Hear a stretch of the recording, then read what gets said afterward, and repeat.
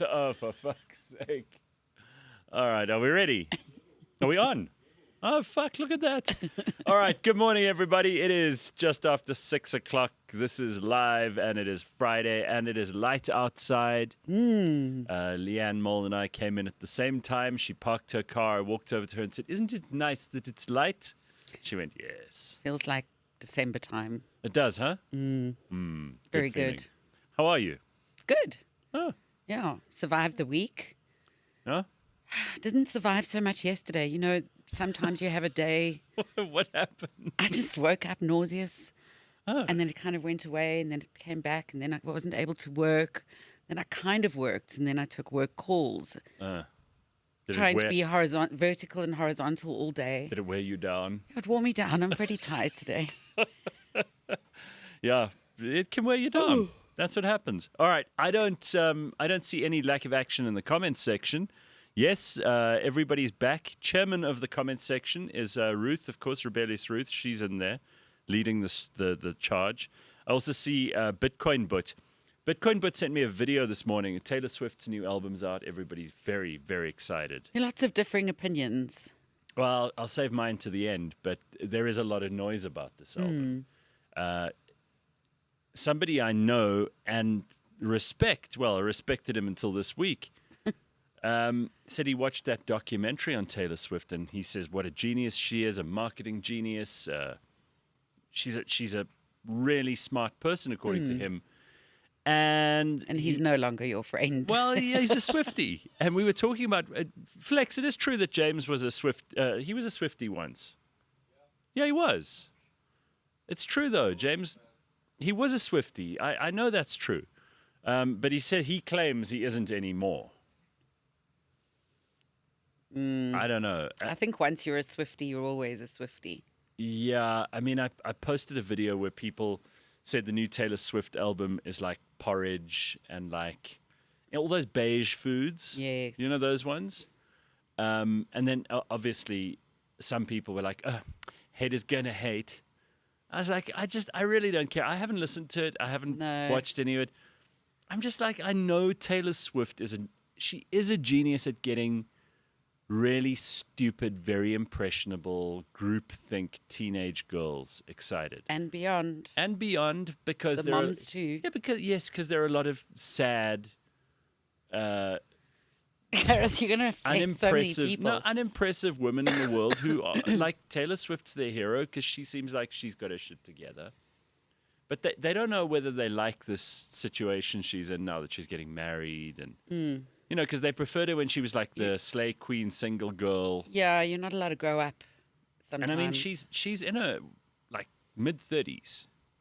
I don't know. So we all have to grow up, and I've just got to say, I don't think there's a massive overlap between the people who watch our show and Swifties. But just in case there are, you can't get cross with someone for growing up. You can't get cross with someone because they're not the person that they were when you met them 20 years ago. And but it happens all the time. Look at Britney. Look at Miley Cyrus. Look at Britney. I don't know if those accounts are real. If You that's think really it might be AI? I don't know. It's weird. Anyway, so here's this. You're allowed to say retarded again, hey? Because for a while we weren't allowed to say it. Oh, I got so much feedback last week. Loads of emails, social media interactions about the the inbreeding thing that we discussed. Oh, yes. In the Pakistani community in England, and people were very upset about that. Like, you can't say retard, and you can't say that about Pakistan. You're racist, and it's like I feel like nobody cares about those words anymore. You know, there was a point, like I think it reached peak power in 2019, 2020. And then I just think everybody in the last year or so has just decided I don't care what you think. You know, if you're allowed to say whatever's on your mind, or at least you're more free to say it now than probably in about 10 years, which is good. Did it not start happening when Trump mocked someone? No, that was actually, so it was in his first term at some rally. He went, ugh. Yeah. And a whole lot of people got upset. Of course, none of the people who got upset were actually retarded, because the retarded people aren't watching political rallies with Donald Trump. And if they are, they'd be like, why is he doing an impersonation of me? and I think that was before, like, we had peak woke. And people got upset by it, because it was also convenient to, like, there was this performative outrage cycle that everybody went through. But I really think it's done now. When someone does that, I mean, just this week. So let's talk about this for a second. Yeah. An amazing, probably groundbreaking peace treaty has been negotiated between Israel, Hamas, the larger Middle East region with all the important countries, Saudi Arabia, the UAE. Even Iran has chipped in and said they are in favor of it. Qatar, Jordan, Egypt. What brings you to the decision to stop warring? Well, Donald Trump doesn't like war. He's probably the only president who actually says that and then does something about it. He's trying his best to get the Russians and Ukrainians to the table, but that, I think, is somehow more complicated. We've always thought the Middle East was the most complicated, right? And I think people in the Middle East are just sick of just hundreds, it feels like hundreds of years of nonstop conflict, aggression, crisis. And, you know, it was only 2 years ago that October the 7th happened. And what was, you know, there were a bunch of people in the comments this week as well, saying, oh, it's not a peace treaty, it's already failed.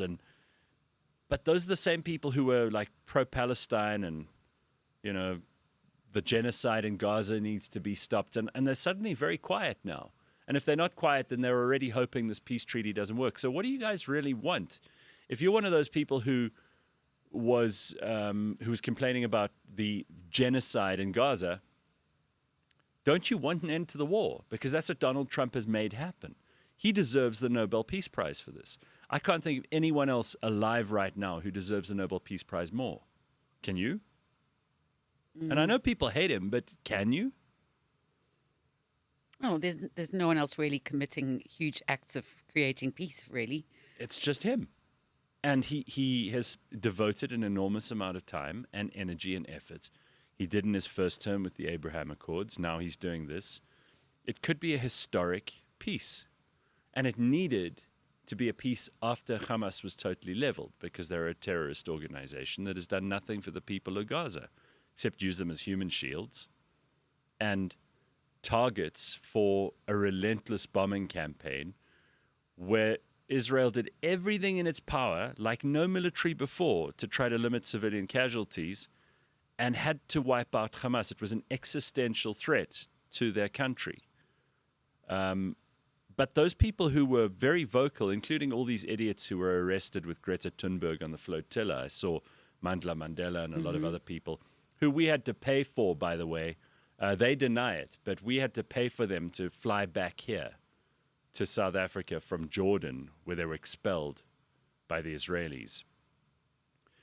If you've got a boat of ne'er-do-wells, and I'm being kind, let's just say like a bunch of grifters, all wearing keffiyehs because it makes them feel like they're doing something, and they're off the coast looking for attention, and you arrest them because they're off the coast looking for attention and getting close to what is a war zone, an active war zone. You arrest them, and then you put them in probably the best accommodation they've been in for like 6 weeks, because they were on this stupid flotilla, which is like a bunch of really horrible boats, dirty, smelling of diesel. Oh, they're not. These aren't cruise ships. No, these are not cruise ships. and then you put them in the best accommodation they've been in for a couple of weeks, and you know, they feel like they're imprisoned and they're freedom fighters, and it's all like, yay, I'm performing this role. And then, just to ruin all your fun, Donald Trump gets this peace treaty done, and now you're suddenly no use Redundant. anymore. Yeah, and all those people who were making a big noise protesting across the cities of the West, saying, we're here for Gaza, we're here for the Palestinian people, all the rest of it. I don't know why they aren't celebrating Donald Trump. Surely by him bringing an end to the war, he's helping your cause? It just makes me think that maybe you didn't care about peace at all. Maybe you didn't care about war or genocide at all, if that's what you called it. Maybe you were actually just attention seeking and this whole situation was just useful to you. I mean, Greta is being nominated for the Peace Prize. I mean, the Babylon Bee says so anyway, and they should know. Have you got that picture? Greta, here, take a look. I think it's just perfect. I mean, who else, Leigh-Ann? Who else? But I do like this. Someone sent me a video this week. AI is so superb. So someone sent a video this week of Donald Trump and Vladimir Putin and a bunch of other people. Netanyahu's in there and some others. And they've taken We Are the World and they've made the world leaders sing it. Oh, yes. Only AI could do this. I mean, you can get the best impersonators in the world. You dress them up. You can get them prosthetics and wardrobe and makeup. And you can do it in a studio the way the old school kind of And it costs Saturday a lot of Night money Live. to do that. Or you can just put it into Grok and this is what comes up. Take a look.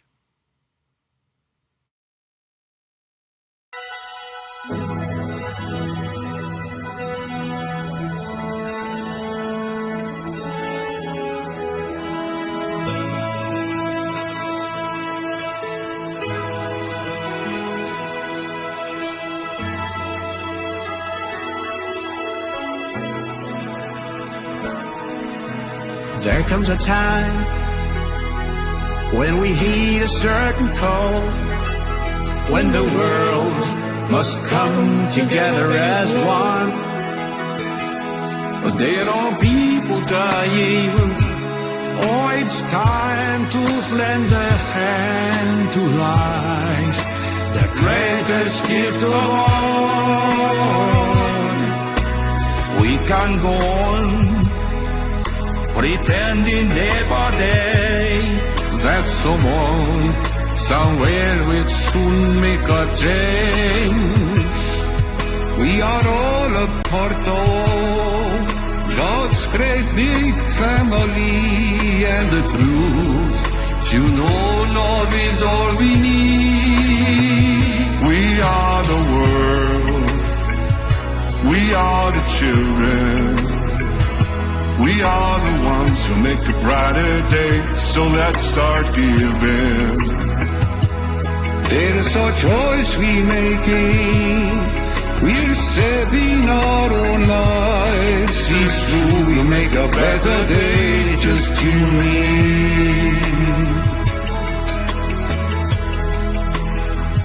Well, send them your heart, so they know that someone cares.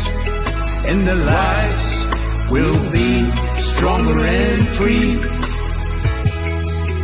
as God has shown us by turning stone to bread. And so we all must lend a helping hand.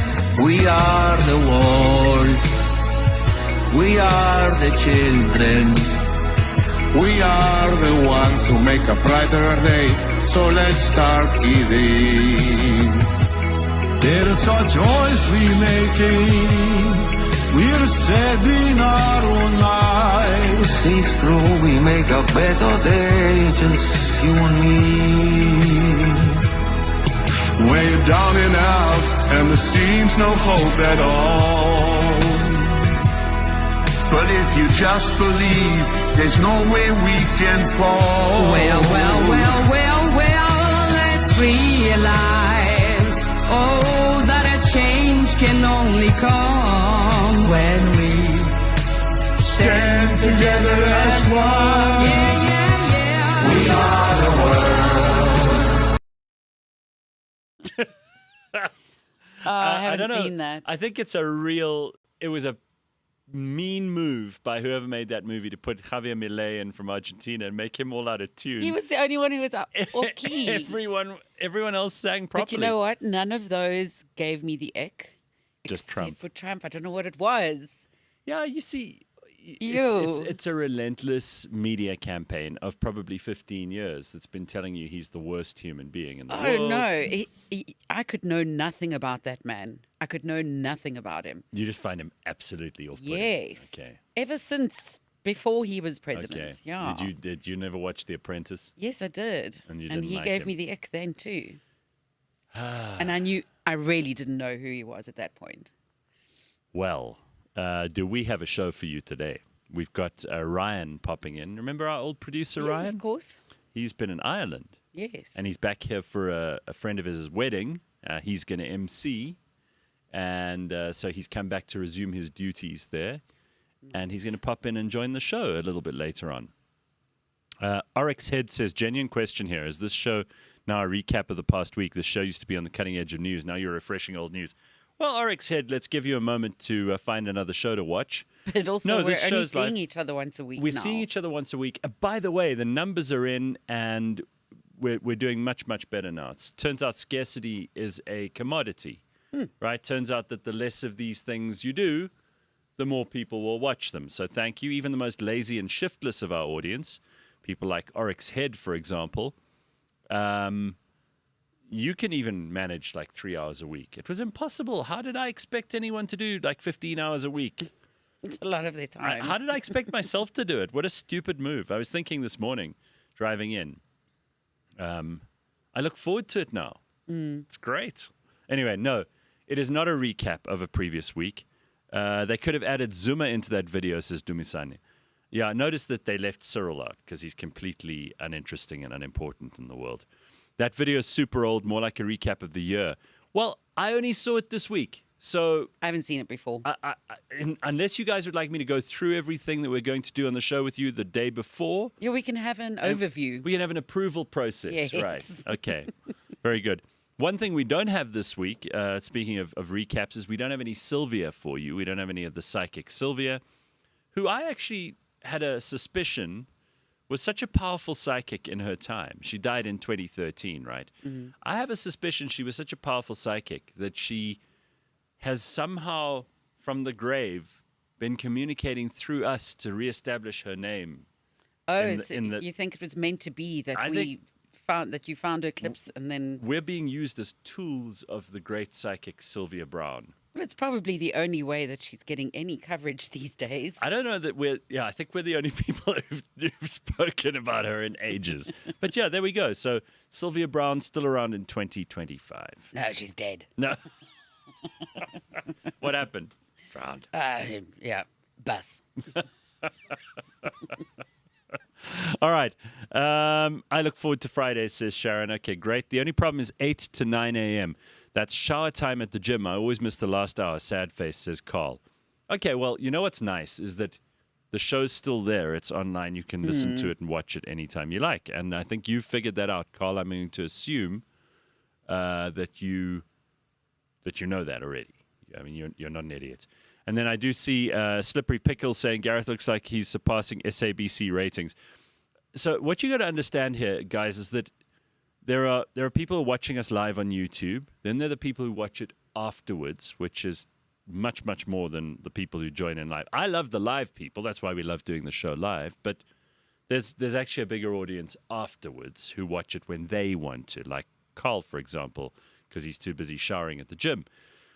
And then you get people who are only listening to the audio, which I'm happy to say is still, I think, much bigger than even the viewing audience. So, there's a lot of things that we have to consider here.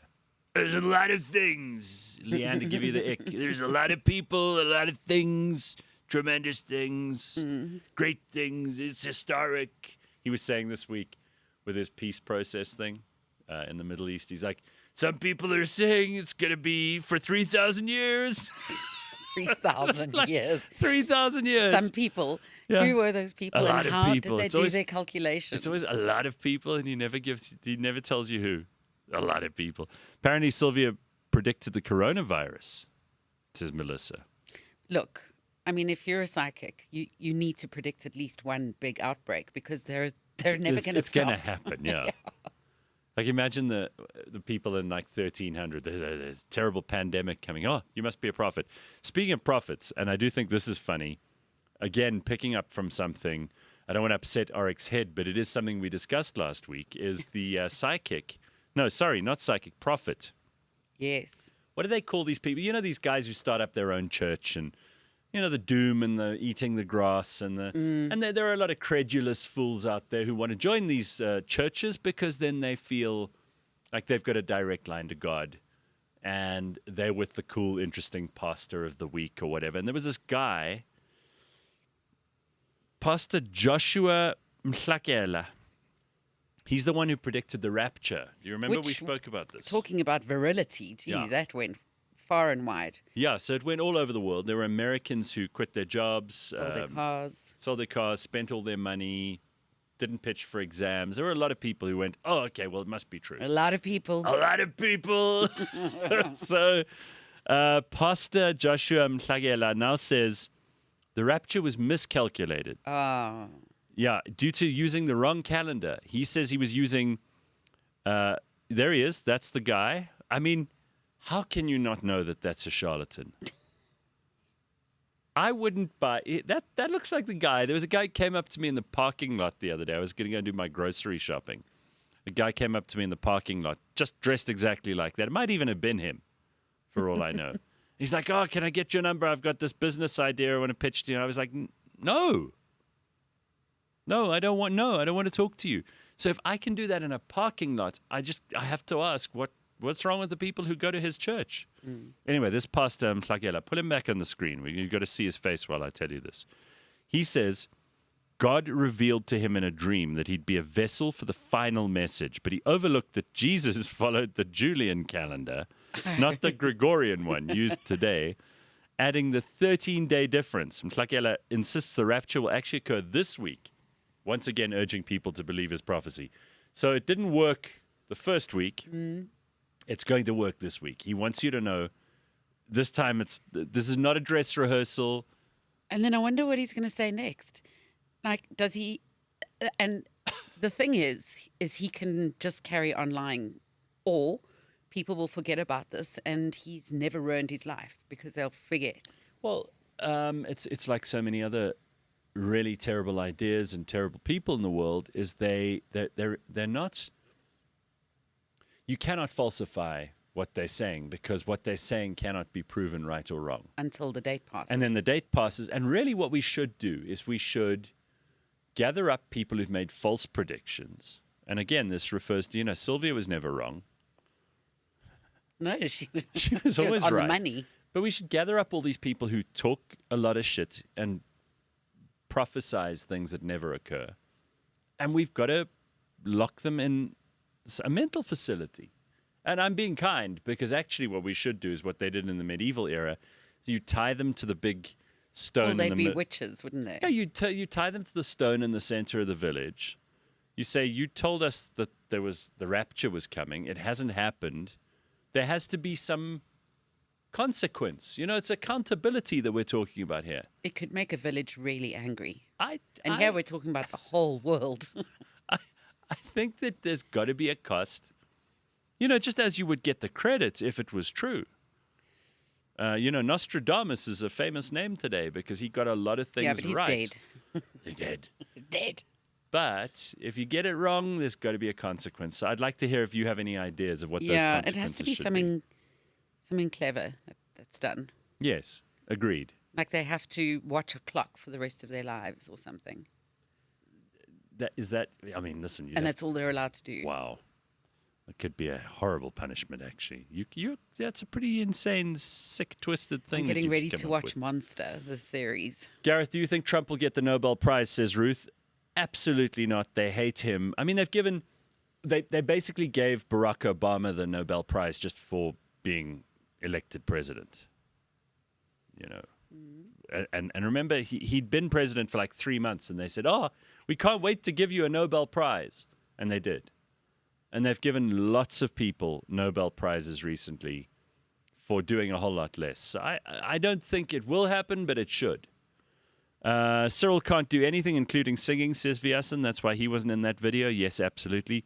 RX Head really looking for shit with me this morning. 15 hours a week, shame. Normal people do at least 45. Footsack. I don't like this aggression first thing in the morning, all right? But also, does he think that that's all? Yeah, he that thinks that's all I happens? do. Okay. I Okay. only do this It's show. cute. Yeah. So I've never done anything else. So the rest of my day, I just sleep and watch clips and then phone Leigh-Ann and groom the dog and take a shit and all the other stuff, you know. I fill my day with that stuff. I have nothing else to do.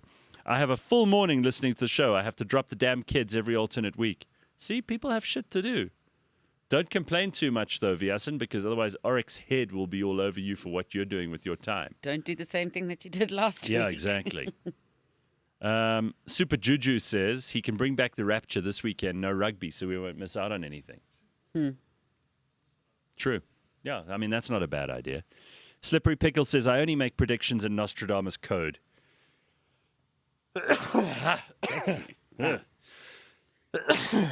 Always an even number, right? Yeah.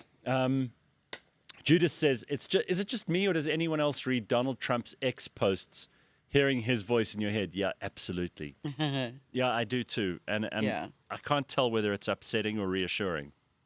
Can producer Ryan give us an update on all the illegal immigrants in Ireland? Says Bulletin Daisy. Yeah, we're going to ask him about that. I don't know if he's completely clued up about Irish politics, but it's worth a try. Chris Smith says every week we have predictions about sports matches and then the same people get paid to explain what factors led to a different result. Well, yeah, this does. It happens in rugby and in cricket. In and business as well. You've got to forecast things. Exactly. Gareth Sylvia is a channeler like Theo and Abraham, and all of us, we share information others don't know. Are you saying that you also have these powers, Lauren? Self-proclaimed. If you do, send us some of your predictions, and then we'll hold you accountable. We'll ban you from the show forever if you get them wrong. Okay, so let's look at some other stuff that's going on in the news. And by the way, there's lots. We got Dr. Hanan on a little bit later on. Ben is back he did the most incredible trip he said he's ever had in his life, Singapore Grand Prix. Ah, yes. He said it was spectacular, so we'll hear all about that. And don't forget, Say Less with Pearl and Tando, which is here, and it's brought to you by The Real Network. All the drama, all of the crazy, every Thursday at 3 in the afternoon. Make sure you don't miss that. Isn't that right, James? Yes. By the way, numbers there are through the roof. A lot of people are listening. A lot of people are watching. It's very good. Burger King are in the news this week. Who knew? Burger King are in the news this week because they have something called a mascot, which I suppose it's like a little avatar. Like McDonald's has the clown, right? Yeah, Ronald McDonald. Yeah. So Burger King's got the king, and they've been complaining about it. A lot of people have said it's terrible because it's creepy. Used between 2004 and 2011. It was scaring away families with young children. Chief Marketing Officer Joel Yashinsky admitted that the character had limited appeal. Wait till you see this picture. Parents preferred McDonald's more friendly clown. Yes. I mean, even after it and all of those... And people's genuine fears of clowns. And the horror movies that have made clowns even more insidious and dangerous and awful and terrifying. There was a time where I was pretty afraid of clowns too. With the white faces and the big red nose and I don't like them. I've never been afraid of them. I've never been a fan of clowns. Anyway, my worst are the mimes, not the clowns. The other ones who do Yes. show you a box or whatever. Anyway, so here is the Burger King mascot. This is absolutely terrifying. It almost looks like it's drooling. The brand has since shifted towards a warmer, fun-focused approach. This is what they say. You can see marketing and advertising agencies involved here, right? Revamping stores with play areas and launching themed menus like Halloween monster menu. Oh, careful. To rebuild Careful, its no family friend. monsters. Well, you see... The monster menu is no monsters. Yeah, this just shows you, like, you can have Oh. Jesus. Look at the hands, right? That's like But hold on. And he's drooling. There's a Trump thing going on because he's got white hands and an orange face. He's pretty creepy. That is, is that drool? I don't know if it's shiny, like from the plastic. And sauce. Oh, hello, Ben. Is it Thousand Island sauce, Thousand Man sauce? Oh, God. And look at the big medallion, too, right? Isn't that what, like, Lebs in the South You have? see, He just looks like he's got a startup course he's about to sell you. I Yeah. wouldn't. Join me, and I'll teach you how to do trading online. Yeah. That's Buy exactly that. Bitcoin with me. it's like I don't think you should use a person or a caricature like that. You should be using probably, I don't know, I mean, That's a pretty awful. And also the ring, that big ring that goes across 2 fingers. yeah. There's a lot of creepy shit going on there. No, it's not good. And he looks dusty, like his clothes. I would imagine they stink. Do you of remember dust. those kids in the?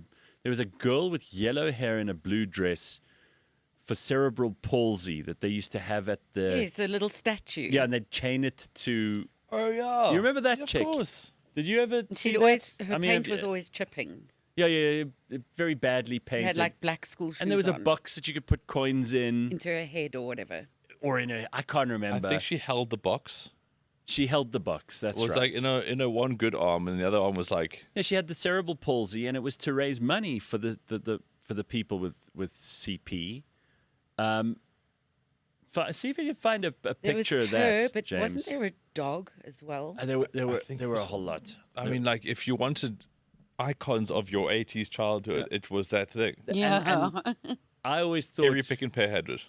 Well, you see, it's important that kids get conscientized to this shit early, because otherwise you think that everyone in the world is fine and your problems are serious. And like, if you walk out of the shop after just getting a long-awaited sweet from your mother, and then you see the cerebral palsy girl, you're a lot more grateful for your life, Should be. you know. And then you maybe drop some money in there. You learn about charity. They don't And do then that it anymore. changed to just the tins that were chained, And yeah, the tins, Was it doesn't the- have the same impact. like an animal one, and then I think something, a Jewish organization. They're a bunch, but they're not as. That girl stood right at the entrance of the shop. She was very demanding.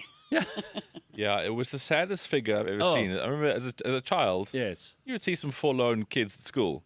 Nothing beat that statue / I think coin it was. box. It could have been a number of other causes too, but I think it Like, was James, cerebral do you even palsy. know what we're talking James, about? do you know Course what we not. mean? Oh, you've got a picture? Her name is Susie. No, of course, that would be She had her a name. And we were encouraged to help as children. Were you though? My parents didn't say a word about it. They just ignored it. They just pretended she They were wasn't just there. hoping I would stick close enough to them so Peter wouldn't take me on a grocery run. Oh, okay. They used to take you with? Well, yeah, I mean, what else do you do? Like, I my thought they brothers, just leave you at home. it was a respite from getting beaten up by my brothers in the house. Of course, I, We'd of course I only went to just the got weekly TV, shop. I mean, The cerebral have you palsy got kid that- wasn't beating me up. Put the picture up and remind people about this. Nothing like a little nostalgia to start your weekend with. Anyway, I mean, she's better than the Burger King mascot. That's for sure. But imagine being the person who got the tender or the grant for that. Okay, you must make 7,000 cerebral palsy like collection box childs. This is why when people talk about corruption now, of course there's huge corruption now. There are just crooks everywhere. And we know our country is, certainly the ANC is just knee deep. I saw yesterday they Oh, went to yes. Kat Matlala's place and they like Yes. repossessed all his Lamborghinis and why were they all his the same art. color? I mean, his art. They were all the They same said- blue. all the same. So they said they took millions. The sheriff or the NPA or whoever seized a whole lot of his stuff. Well, the cars alone were worth a collective 222 million rand. Jesus. Who was this person? This is the one one of who these stole money crooks from from the the hospital. Tembisa hospital that we spoke about last week. Yeah. Anyway, billion. they also repossessed and seized some of his art. Can you imagine the kind of hideous art that someone like that would have in their house? Anyway, this is going on, but the point I wanted to make was in every government, in every country, there's a little bit of corruption. And I'm pretty sure that the Susie statue tender, there she is. Yeah, but I remember okay. her being No, blonde. She She was was blonde. blonde. No, that's the updated one. There's the box that you put the money in. Yeah, because her one leg was fucked, so she had that Oh, vice thing. yes. There was this sad teddy bear, but she was originally blonde and she had less of a This one looks quite stylish. Like this Susie, Yeah, she got that's places quite to a go. good one. She's got an Anna Winter haircut here. Yeah, she's got quite a avant-garde frock on the Mod. go there. I don't remember her looking this good. No, shoot. I remember her being a lot more forlorn. James, try find. Just type in West Rand Susie 19. Yeah, where did I go up against? There's probably a worse one in the West Rand. If you can Anyway. find the Velterfreden Park Pick and Pay Susie, that's where you'll get the real one. So you had the best trip ever. Gareth, yeah, life's been very weird the last month. It was. Singapore is great. It really is. The Singapore Grand Prix is probably one of the greatest things you could do as a human being. Really? It's so it's the street circuit, right? Marina Bay, with that 3 skyscrapers and the boat on top. That's the big view, the big eye. And the street race goes around the best parts of Singapore. And it is so huge. There's 100,000 people that go to that. The sound stage alone is like you're going to a major concert. It is so huge. Saturday night was Foo Fighters was the main act. Wow. Sunday, Elton John was the main act. But then as you walk around, there's different other little, it's like going to a festival. So there's well-known DJs playing sets throughout the evening. Oh, so they even scraped one of the old Spice Girls up and... Mel C. Mel C. Mel C was having a go. Pete Tong was still DJing at the age of 65. Like everywhere you went, there was something that was actually just kind of mind-blowing. And then these cars, I've seen some decent things in my time, but the sound and the presence of an F1 car doing 240 into a hairpin bend that it suddenly gears down into, the sound... And the McLarens sound different. They sound like actual Spitfire jets coming in. Wow. Every single one of the cars sounds different because they're all tuned slightly different. And the sheer presence of all of it.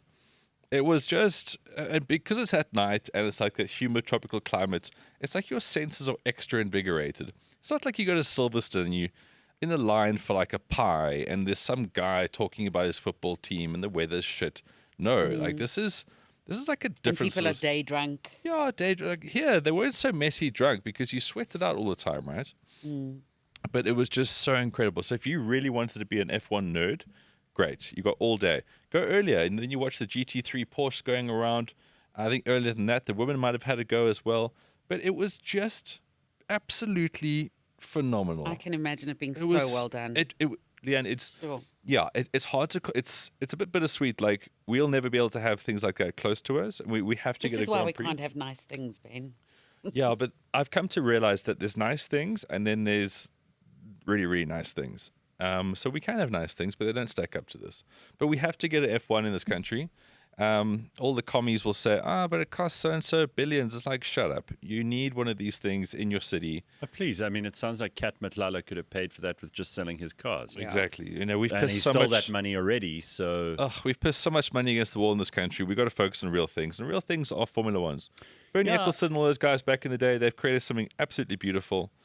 And to think- see that many people so happy in one day, Yeah, that's cool. You've got to do big, audacious stuff, right? Have to. And as a country, we haven't done that for a long time. I think the last project which is still functioning beautifully, and it's probably one of the only things in the last 20 years that we can be proud of, is like the Gautrain, right? yeah. Yeah. But and we maybe haven't like the done- World Cup is what I remember Yeah, being the World a big Cup. thing. Yeah. Okay, fair enough. Let's say those two. And there As the might World- be others that we're just not thinking of at the moment. But, But if you think about it this way, right?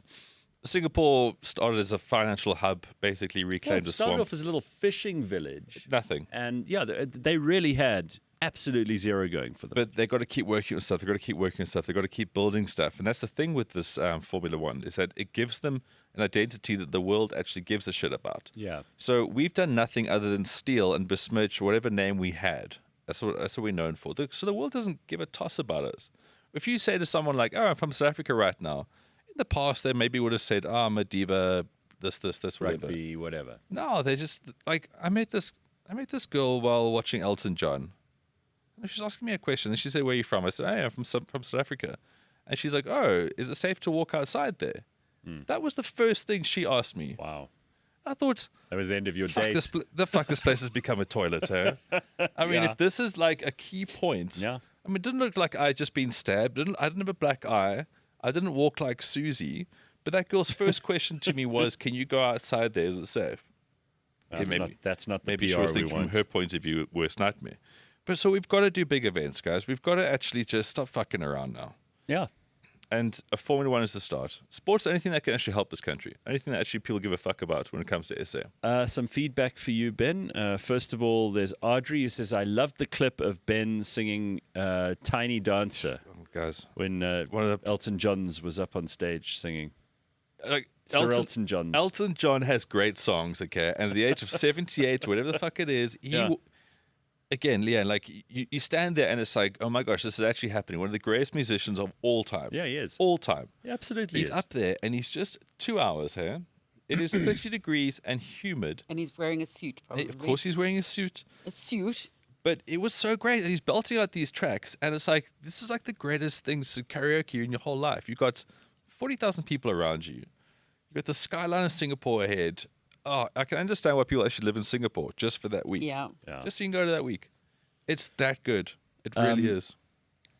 Look, if you're going to live anywhere in that region, Singapore's the place to be. Oh, yeah. But you have Bangkok's to, I pretty think cool you have too, to have a good job and make a lot of money. I mean, it's like that anywhere in the world. Yeah, you have to. Look, and there are obviously some sacrifices. You will live basically in an apartment the size of this couch. Yeah, there's And a you couple will of drawbacks. schwitz every single day. But good for them, hey? Jeez, that place doesn't fuck around. They hung, I think, 4 people. Hung. Oh, hanged by the way, 4 people this Homotso year. just wants to make a correction here. We were saying it was Kat Matlala's house. It was actually Hangwane, who's Cyril's nephew's house. Our president's nephew Oh.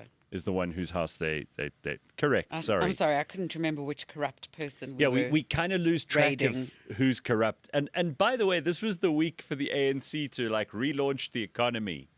You know, did you see Fikile Mbalula's like 20-point plan to revitalize the economy? Fikile Mbalula, who's also being investigated, by the way, because there are all sorts of payments that were made to him for holidays and all kinds of things that he obviously didn't pay for himself. And now these guys want to revitalize the economy. Why? Have you run out of money to steal? That's the only question. I actually wish that all these people would just be raptured into something, the opposite of what a rapture is. Take them down to the ground because they've stolen lives from us. Well, Like we like going to these places, going to these cities and realizing what's around and how much they've stolen from us. yeah, because we could have, and for a while we did have the world's attention and we had hope and people. And I don't want to depress anybody. We got Ryan coming in later to depress us about Ireland, producer God. Ryan. But I mean, it's not depressing. Some things about Ireland are amazing. But I do think there's quite a lot going on. I went to the post office this week, which I hate doing. They're still around? Yeah. Oh, yeah. to Remember, I get sometimes licenses get and like, things. no, well, this is a package from America that I forgot I'd even ordered, to be perfectly honest. And then I don't like going to the post office. I don't think anyone does, right? I mean, there are some friendly people who've always made it less unpleasant. Let's put it that way. But they closed the one post office. Now it's apparently open again. So I went to the wrong one. Then I got there. They don't have change. The card machine doesn't work with your phone. It's just embarrassing. It's like so cuck. And even though the person who's trying to help you is friendly, they seem like a really good human being who's just trying to do their job, right? Yeah. And they're probably being paid a fairly average to below average salary for course. that. And they're in this dark, dank underbelly of a shitty shopping center which is falling apart. There are just Chinese shops selling absolute shit. And then the post office. And you walk in, I was the only person in there, which is usually something to be pleased about when you go into the post office. But I actually felt like, fuck, is this Am I in the safe? right place? Yeah, I mean, like, what goes on here? Is it a place they abduct people in? Yeah. Because it felt like that. You know, you got handprints on the walls that haven't been cleaned in months. Posters from like 1998. Someone stole the Susie. Always, Yeah, the always Susie's these badly missing. typed out signs. Badly typed, all of that shit. And I'm like, actually, this post office is representative of what's happened to South Africa in the last couple of years. Like, we used to be post offices, and again, I'm probably one of the few people who still uses them. I've still got a post box, right? I go there every 8 months with the little key and open it up. And it's always full of like, Pamphlets. but bullshit, like crap that you just don't get. Traffic fines, marketing materials. You say pamphlets, that sort of stuff. Brochures. And like stuff where they've obviously they've put it in every post box. Yes. And then there's the stink of piss around the place because some homeless people obviously sleep there at night. You're like, this is what, unfortunately, and I don't want to complain on a Friday morning as we're heading into summer. It's beautiful outside. We've got so much to be excited about. But we could be a Singapore. We could be more. And remember, Helen Ziller got into huge trouble for saying this, right? She got into massive trouble in X on the day. In fact, I think it's still her most infamous tweet where she said, Singapore also had colonialism, look at them. And people got extremely unhappy about this, as if she was saying something that wasn't true. But that's the thing about Stockholm Syndrome, and when you actually burn someone's self-esteem down, they become complete fucking retards. Yes, everything in the past has happened, but the victim mentality, the identity is now sewn into who these people are. And the self-esteem of that person working in that post office. So instead of Susie, we now have actual living Susies. Yeah. We do. But it's not around. only the old and dilapidated stuff that is a wake up call. Just this, and I know Ben, you would agree. This road system on Catherine Street in Sandton. Okay, we complain Jeez. about this every week too. It's Just careful, just- guys, because otherwise Oryx Hairdo's in the comments is going to say, "What is this a repeat of I last mean, week's now show?" now they've started turning lane signs and things. You know on. what this is You know for? what the lanes look like if you're a driver. No, it's There's turn left, there's go straight, there's turn right, and then straight. yeah. It doesn't make sense What? at all. No, guys, it's what Cyril's other nephew What's going did this on? job, Yeah, and this is it's another all to relative. impress people at the G20 Yes. that we have bus Yes. lanes. Right. But we don't have any buses. So No. we have bus lanes that now fuck this entire thing. Where sometimes you can't turn Have you right. noticed how they pull people over? Yes. If you use the Yes. bus lane, But how are you supposed to turn right onto what is it? Greyston, yeah. It's an absolute disaster. And the G20, it's like we should be having real events, not these arse licking. Come look at our city. It's fucked. Oh, it's so annoying. It's so fucked. It's And so it's annoying. just, I don't find it funny arse anymore. licking. Okay, we I got just- Hanan, everybody. Stop complaining. Let's get our shit together here. All right, everybody looked like we were talking about something positive and useful.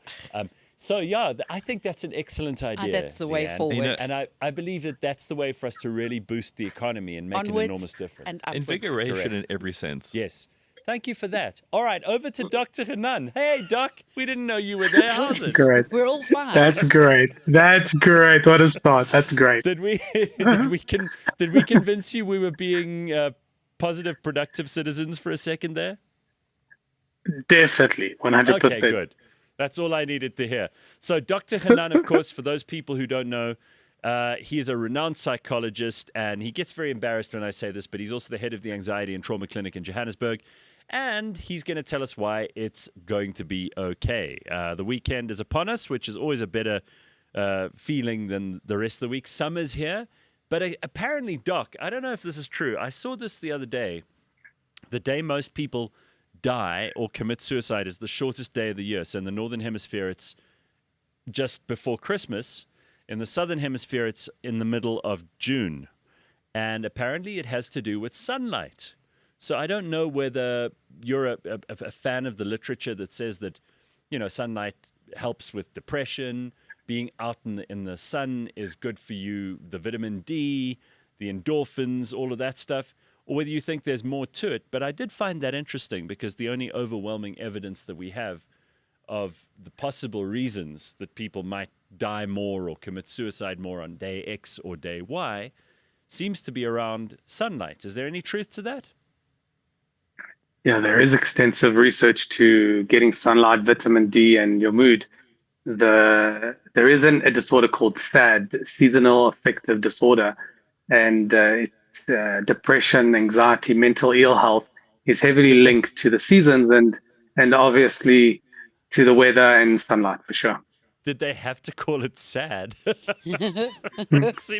that seems like you're just driving that nail in even deeper.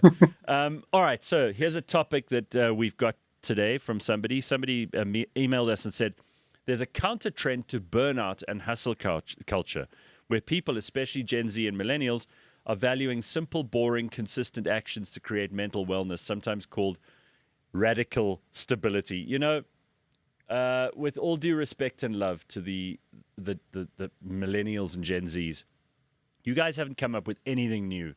These are things that already like. There used to be boring people who had stability, but they usually people who worked in the post office. But they used to be the people who worked in the post office, and they got about their business, took their kids to school, went to their day job, got paid a salary, went on holiday once a year. This is not new. Gen Z and millennials must stop relabeling stuff and claiming it like it's their idea.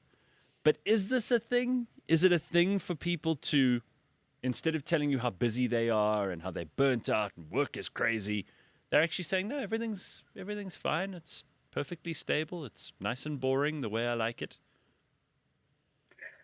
So if you think about it, there is a counterbalance to a couple of decades of kind of chaos and options and instability. I mean, think about it this way. 30 years ago, if you turn on the TV, you had like 3 channels and you had to wait. For the Gen Zs and millennials, waiting is not an option, because now these days, if you wanted any channel or any program, you can just click your finger. If you wanted to date someone, 30 years ago, you had to do this thing called go out and interact and engage and connect and talk. And these days, you just swipe left and right and you have 3 dates by the late afternoon. So the waiting and patience and not working hard for what you want is kind of the norm these days. And that, in effect, is what causes ill health. How many times do I talk on the show about moving forward, creating whatever you want, whether your goal is whatever it is, just going out and getting it, taking responsibility for your life. And the opposite, which is kind of lying on the couch and waiting for things to come to you, is the cause of major depression, anxiety, insecurity, frustration, etc. These days, you don't have to work hard for these things. And what has happened is that obviously this crazy chaos, which is not leading the Gen Zs and millennials into feeling good about themselves. The stats are 50% of millennials and Gen Zs can be diagnosed with anxiety and depression. 1 billion people are already diagnosed with anxiety and depression worldwide. So things are not getting better. And the counterbalance is order and stability and consistency and predictability. So people are turning more to religion. People are turning more to tradition. People are turning more to a boring lifestyle, which is routine, which is actually making them feel much better. But I suspect that it's not going to last long, because the availability of quick fixes and immediate gratification are so there and so apparent and so available that people are going to struggle to find that consistency and stick to it. Mm. It is interesting you say religion is making a bit of a comeback. I saw that Gen Z men in particular in America are attending church in record numbers. And, for the longest time, it's been a massive decline on the religious front. Absolutely. So people are also looking for that meaning that we talk about so often on this show. And maybe that's not a bad thing. I mean, I'm ambivalent about this, but you need some sort of scaffolding for your values, right? You need to be able to decide what is good and what is bad and what kind of a world you want to create around yourself. And if you end up getting that right, you can expand that influence to a greater realm, and eventually you can really make a difference. But I suppose it starts with what you consider to be valuable, what you want to spend your time doing.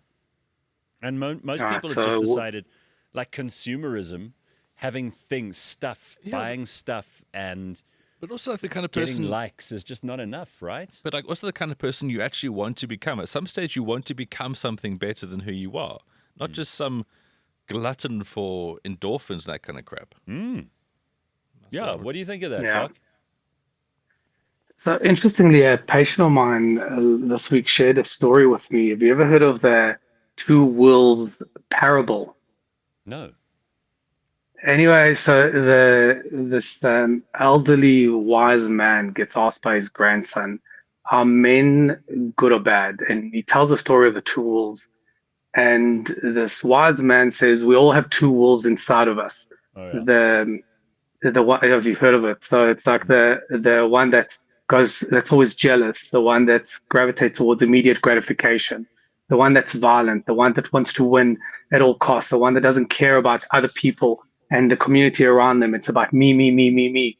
Another one that's kind and strong and courageous and brave and knows that everything is going to be okay and is prepared to sacrifice the here and now for the later. And then the child asks, well, which wool of the wolves actually survive? And the old man says, well, the one that's being fed. And that's to your point, whoever you feed, if you're on social media and looking at nonsense, that's the wolf that you feed. If you engage in gossip, that's the wolf that you feed. If you engage in jealousy and always competing with somebody else as opposed to competing with a better version of yourself, well, that's the wolf that you feed, and that's the one that survives. And the opposite is also true. So I encourage people to feed the wolf that's mature and brave and courageous. And by the way, going back to routine and structure, it's boring in inverted commas, but it's healthy. I encourage people to look for things that are predictable, to create structure, to create routine, and within it, you can create the fun. So the foundation needs to be a predictable foundational life, and out of that, you can create chaos. But you can't create chaos as a foundation, and out of that, create order. That doesn't work that way. Right. The one has to come before the other. So, as usual, Dr. Hanan dispensing some wisdom to start the weekend for us. But I do see Bronwyn's comment here, which I think is pretty funny. She reckons, and she summarized it perfectly. Bronwyn has basically put all three of us, Leigh-Ann, Ben, and I, into one sentence. She says, the secret to life, according to Ben, exercise. According to Gareth, eat less, run more. According to Leigh-Ann, mind your own business. That's it. That's good. That's good. That's not good. bad. That's and then good. Dr. Hanan, all the stuff that you've just said. I like it. That's fantastic. All right, you have a good weekend and enjoy the fact that it's, first of all, light and beautiful and sunny outside. So There light was a this bit of morning. rain last night. Not which so is not so nice. much sad. Not so much SAD. Not Sad, so much yeah. sad. Oh, stay away from that. My God. Yeah, cheers, Dr. Hanan. Nice to see you. We are living in the Panasonic generation, the quest for zero defect, says Dr. Robin. If we're getting back to routine and religion and tradition, I wonder if there's going to be an upswing in people having children again. Yeah, it needs to Got be. to happen, man. That's what Elon's been saying for so long now. We have to replace. South Korea, I brought this up while I was talking to someone over the weekend. South Korea, for every 100 people there are right now in South Korea, by 2060, there will only be 4. Sure. For every 100 now, there will only be 4. That is a massive population decline. I mean, they've even got... Nina told us about was this Nina, last yeah. week. She was great. She said there's an island called Jeju Island where they actually pay people to go and have sex there. It's so literally- they'll have children. It's literally Pound Town. Yeah. And the Norwegians, the Danes, the Swedes are also paying their people to go and pound. Mm-hmm. So maybe there's an incentive. People have got to have kids. Otherwise, there's not going to be enough of us to keep things going. The post Whoopsie. office, who knows, guys, the post office might fall apart. This is funny. So somebody says here, that the post office in PE, Patrick, he says this post office in Central PE is cash only.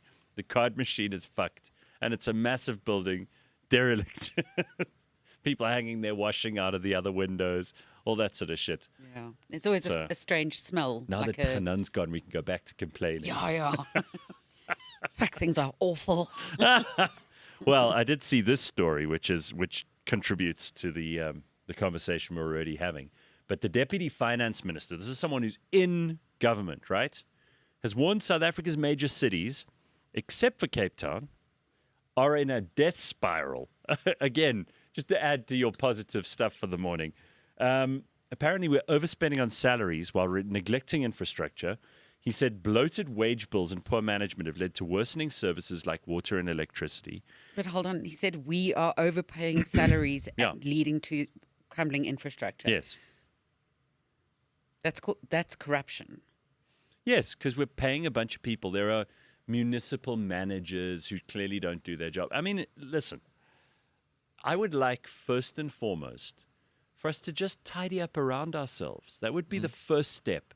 Because if you don't live in order, as Dr. Hanan just said, right, you need order first. if you don't have order around you, if there's just shit everywhere, papers, shopping trolleys, fucking broken down cars, broken windows, people's shit hanging out of the buildings. It's just like if you don't have any respect for yourself, then you can't have respect for your environment. So you have to create the order. Remember, act first, and then the thinking and feeling will come after. So tidy up around you. Just have an order. Have you ever seen some of the videos that people post on social media and the kind of squalor that they're living in? But they have the temerity to like post a video about how they feel about Ukraine, for example. But in the background, they've got like a sheet tied over the window, nailed into the wall, picture that's skew, fucking mattress without any linen on it that they obviously sweat and sleep in every night, clothes lying everywhere. There was a girl I met, it's probably about 4 or 5 years ago. She was so beautiful, right? And I thought, wow, what an awesome, awesome girl. I want to get to know her. She was lovely and terrific. And I went to her house like about a month or two after we'd met, because she invited a few people around. Her house was such a fucking mess. I instantly lost interest. Just a mess. Yeah, and I'm I've not been talking about like, a little bit of, maybe she, I don't know, made a sandwich or something in the kitchen and there was some breadcrumbs. I'm not talking about that. There were clothes and fucking piles of shit everywhere and dust. And I was like, this is not attractive. I've still got my wedding dress in my lounge. Over the back of the couch. Is you it took in off. plastic? Yeah, it's in plastic. You're like Mrs. Havisham from not Great Expectations. Which story is it with her? I don't know. I don't know. She's the woman who lives in the attic and has her wedding dress there on permanent display, or she wears it. Or Oh, whatever. no. That's quite a vibe, Leigh-Ann, because a couple of weeks ago you mentioned your boyfriend. So when he came round, the first thing he see was the wedding dress on the couch. Wait, which boyfriend? I remember she's said I dead. slept with a lot of men, but No, you said recently you had a boyfriend. Okay. Oh, what? No, No. you're imagining that, Ben. Okay. Must have been someone else. all right. No. Carry on. Some chick in back Singapore. Ting Tong. We're going back to Miss Havisham. No, the reason it's there is because my mom moved and Oh, so I okay. need to do something with it. It was in their attic. Okay, so it hasn't been there since you got Well, married. No.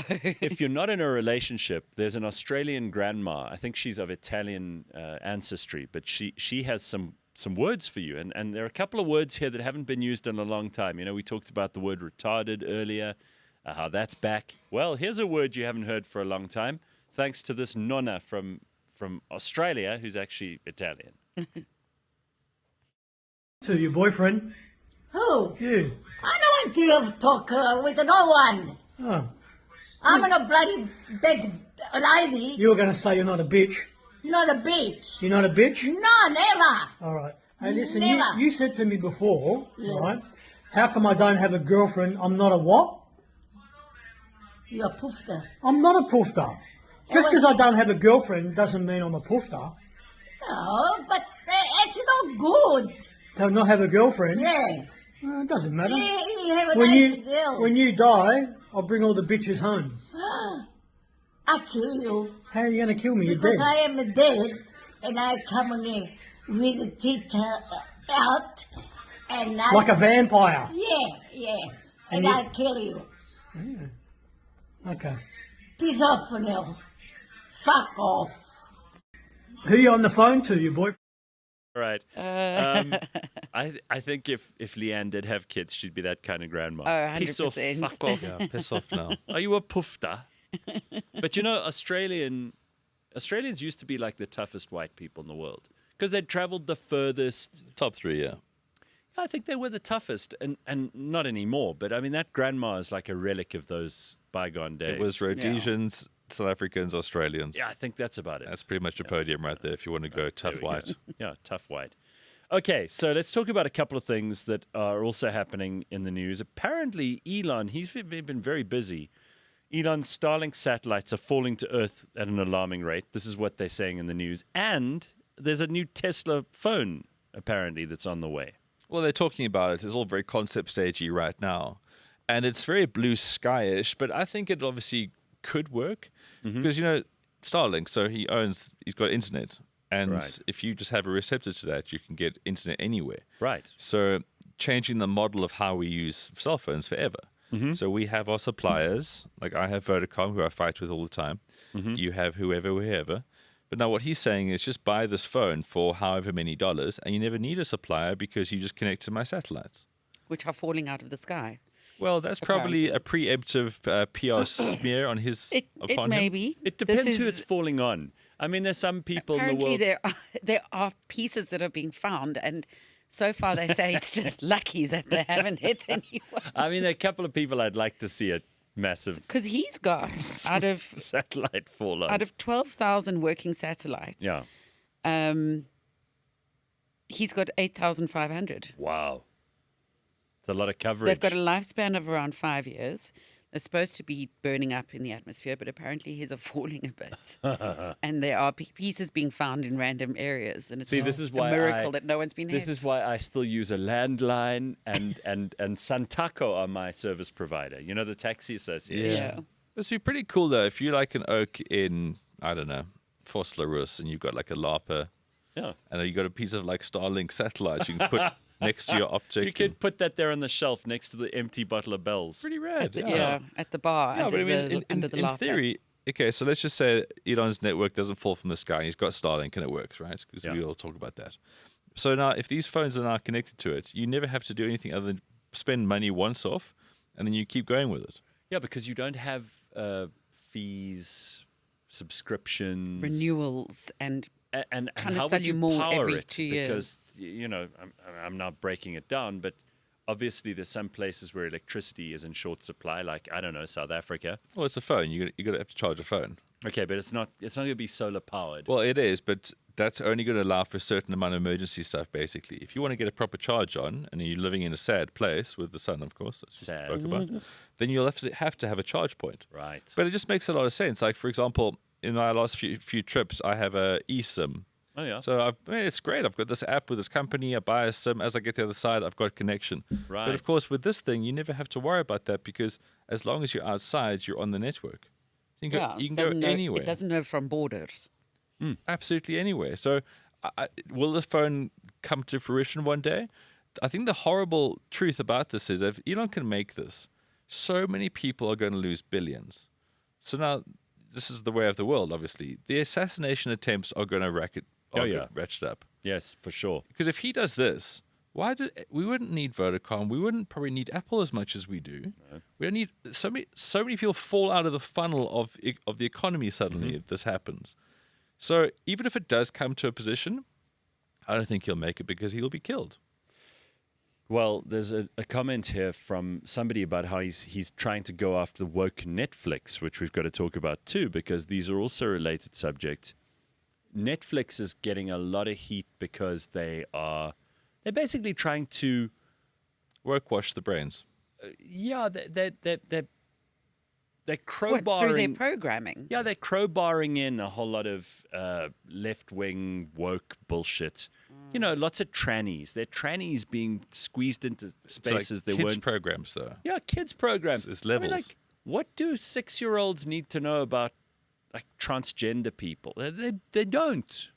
They don't. And they're not going to hopefully encounter those until they're about 18. And then they can start encountering transgender people. If they do meet them at the age of 6 or 7, the explanation must be kept simple. But they don't need to have programs where they're introduced to like open-mindedness about trannies. It mustn't be seen as a part of life. You get to them, like when your brain is soft and malleable, you can convince someone of anything, right? And that's why they're going into the kids' shows. It's like, oh, here's your nurse at the hospital.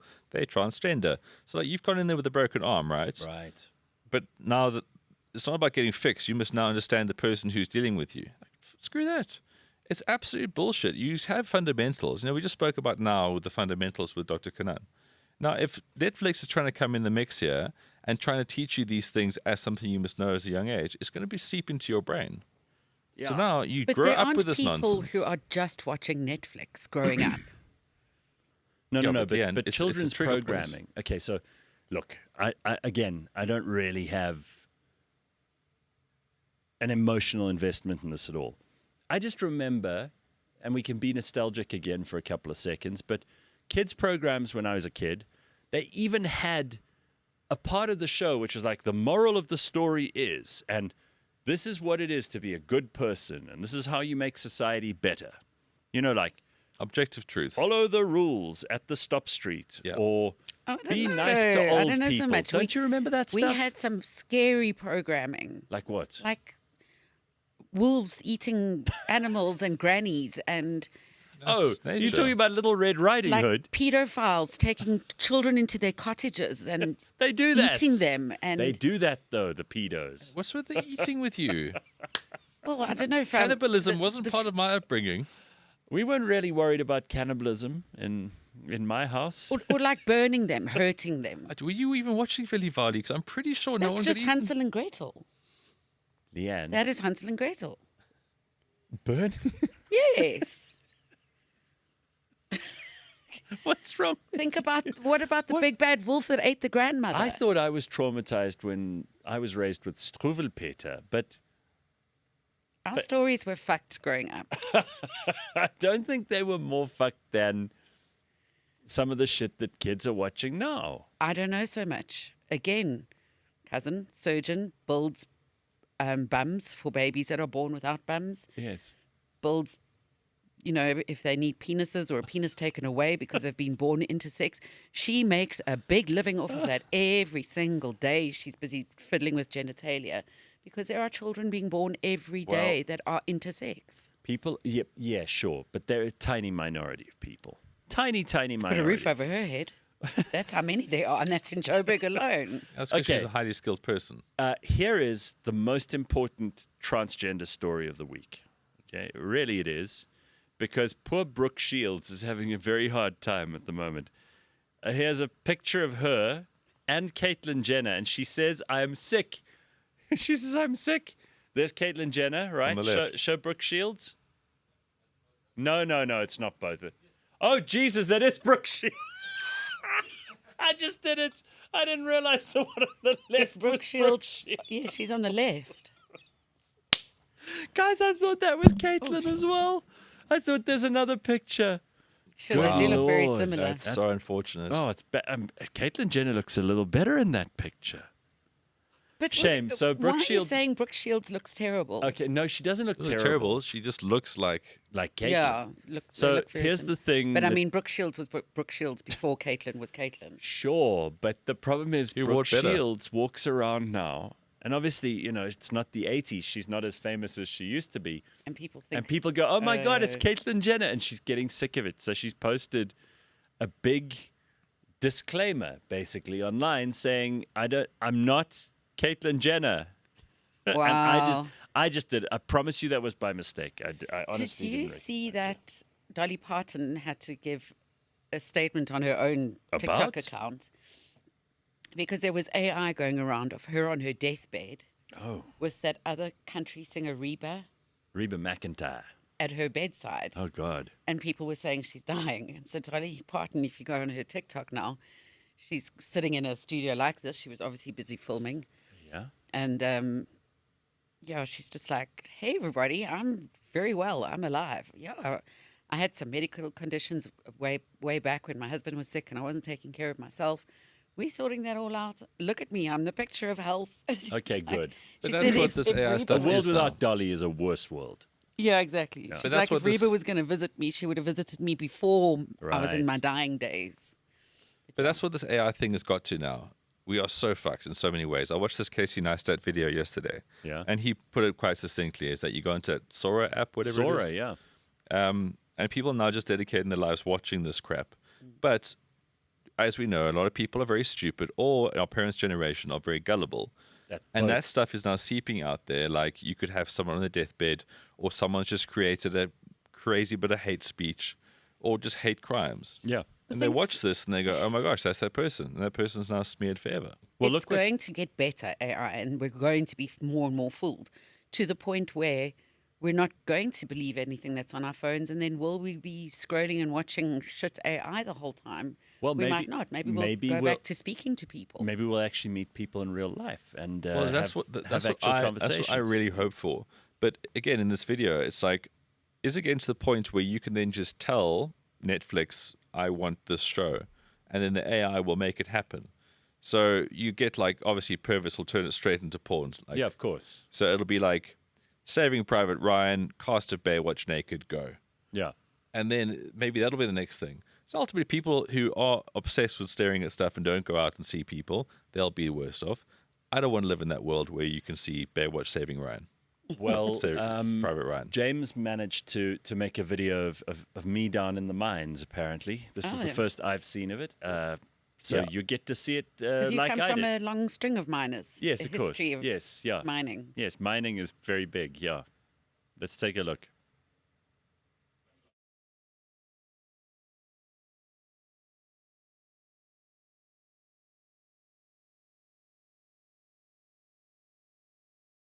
It's made that Down in 5 in seconds. the mines. So you can do this. So SORA is the one where you make videos. There's also the stuff like we played that clip that Gord made, that song that he wrote effectively about me, which also took him 2 minutes on AI. You can generate pretty much anything you want now. If you need to, I don't know, show the Empire State Building collapsing in on itself, it takes 5 seconds to do this shit. I mean, can you imagine? I'm just thinking of a group of very stupid people. So I'm thinking of, Majority of Us. those. I'm thinking of like staunch MAGA supporters in the middle of nowhere As in, like Trump fans? Yes. Okay. who, I'm just thinking of, Okay. who don't know what's going on in the world, who would not be able to differentiate between AI and not. All the MAGA fans who watch us, just, this is why we have Leigh-Ann, to counterbalance you, Don't get cross with it. Okay, so what are they doing? I'm just imagining, I'm taking a group of people like that. Can you imagine how easily they would be influenced by a bunch of good AI Yes. But similarly, and create absolute mass hysteria? You went to America and people who probably have access to technology and education. Imagine in rural Afghanistan what the impact of this will be, because It could create there absolute mass hysteria. there you might not have internet to the degree that we have, and you might just believe everything because that's how you were raised. Like if you see it with your eyes, it's true. Yeah, but that's just it. I mean, you can have guys who don't watch a lot of TV, and the ones that they do watch quite bad TV, if that. Yeah. You can have Donald Trump interfering with a goat, Yes. and then suddenly Yeah, sure. propaganda on that little hook can get people fired up. They've already tried this, and you know that it's been. I suppose that there are deep fakes everywhere already. You've got famous actors and actresses who they can make these tremendous, convincing videos of, where they're sponsoring or promoting or influencing for a product that you think, why would they be doing this? And it turns out it is fake, but you have to dig a little. And the same goes for fake news. I've always said, don't worry about fake news. Don't worry about fake AI. There's always going to be someone trying to bullshit you. Nigerian scammers. These people who phone you from an insurance company every other day. They're all doing the same thing. There's no difference. The prince who desperately needs to transfer his offshore wealth to your account and just give him your banking details and he'll send you can get commission of like $5 million US. That's no different to, I watched a video and now I believe it's true. There are gullible, credulous, stupid people. Yep. And some of them who are not stupid. It's too good to be true. And they want it to be true so badly that they believe it because they maybe have a hopeless life. Well, That's going to happen. Yeah, the hopeless life thing is a good start point for how dangerous this is. So, I mean, I got 2 more things I want to add about this. Okay, so we know that pornography basically fries the brains of young people, right? Yeah. It's too much to take in, too much to comprehend, too much stimulation. So now we've gone from watching people create real things on social media, or it was like text, then it was pictures, and then it was video, then it was like TikTok, which is visual crack. Yes. And now we've got even further with the SORA thing of the unimaginable now imaginable. Yeah. So our brains are now really teetering on the edge of what can they actually keep taking. So, are you suggesting that this could be, and invariably you're not wrong about it being used first for evil or crack, to get people addicted? Are you suggesting that this use of AI will immediately render people who you can't have, you can't see, you can't be with, being available to you? Too much access to too many things, it overloads your system, no doubt. Not only that, it changes the way you think. If you think about, I always think of the example of going from analog to digital before we even think about AI. And growing up, but being at the SABC from such a young age and editing things reel to reel, playing a record to get the roar of a lion, playing a tape to record a squeaky. You have to work hard door. for this stuff. And the type of imagination that goes into that, to then digital, to then animation, studying animation and thinking, I want this to move like that, but how am I going to do it? Well, I've got to put points on either side. Yeah, you work for it. Mathematically get those points. You work for it. And now, how do you make this animated, you'll say to someone, and they say, you just use AI.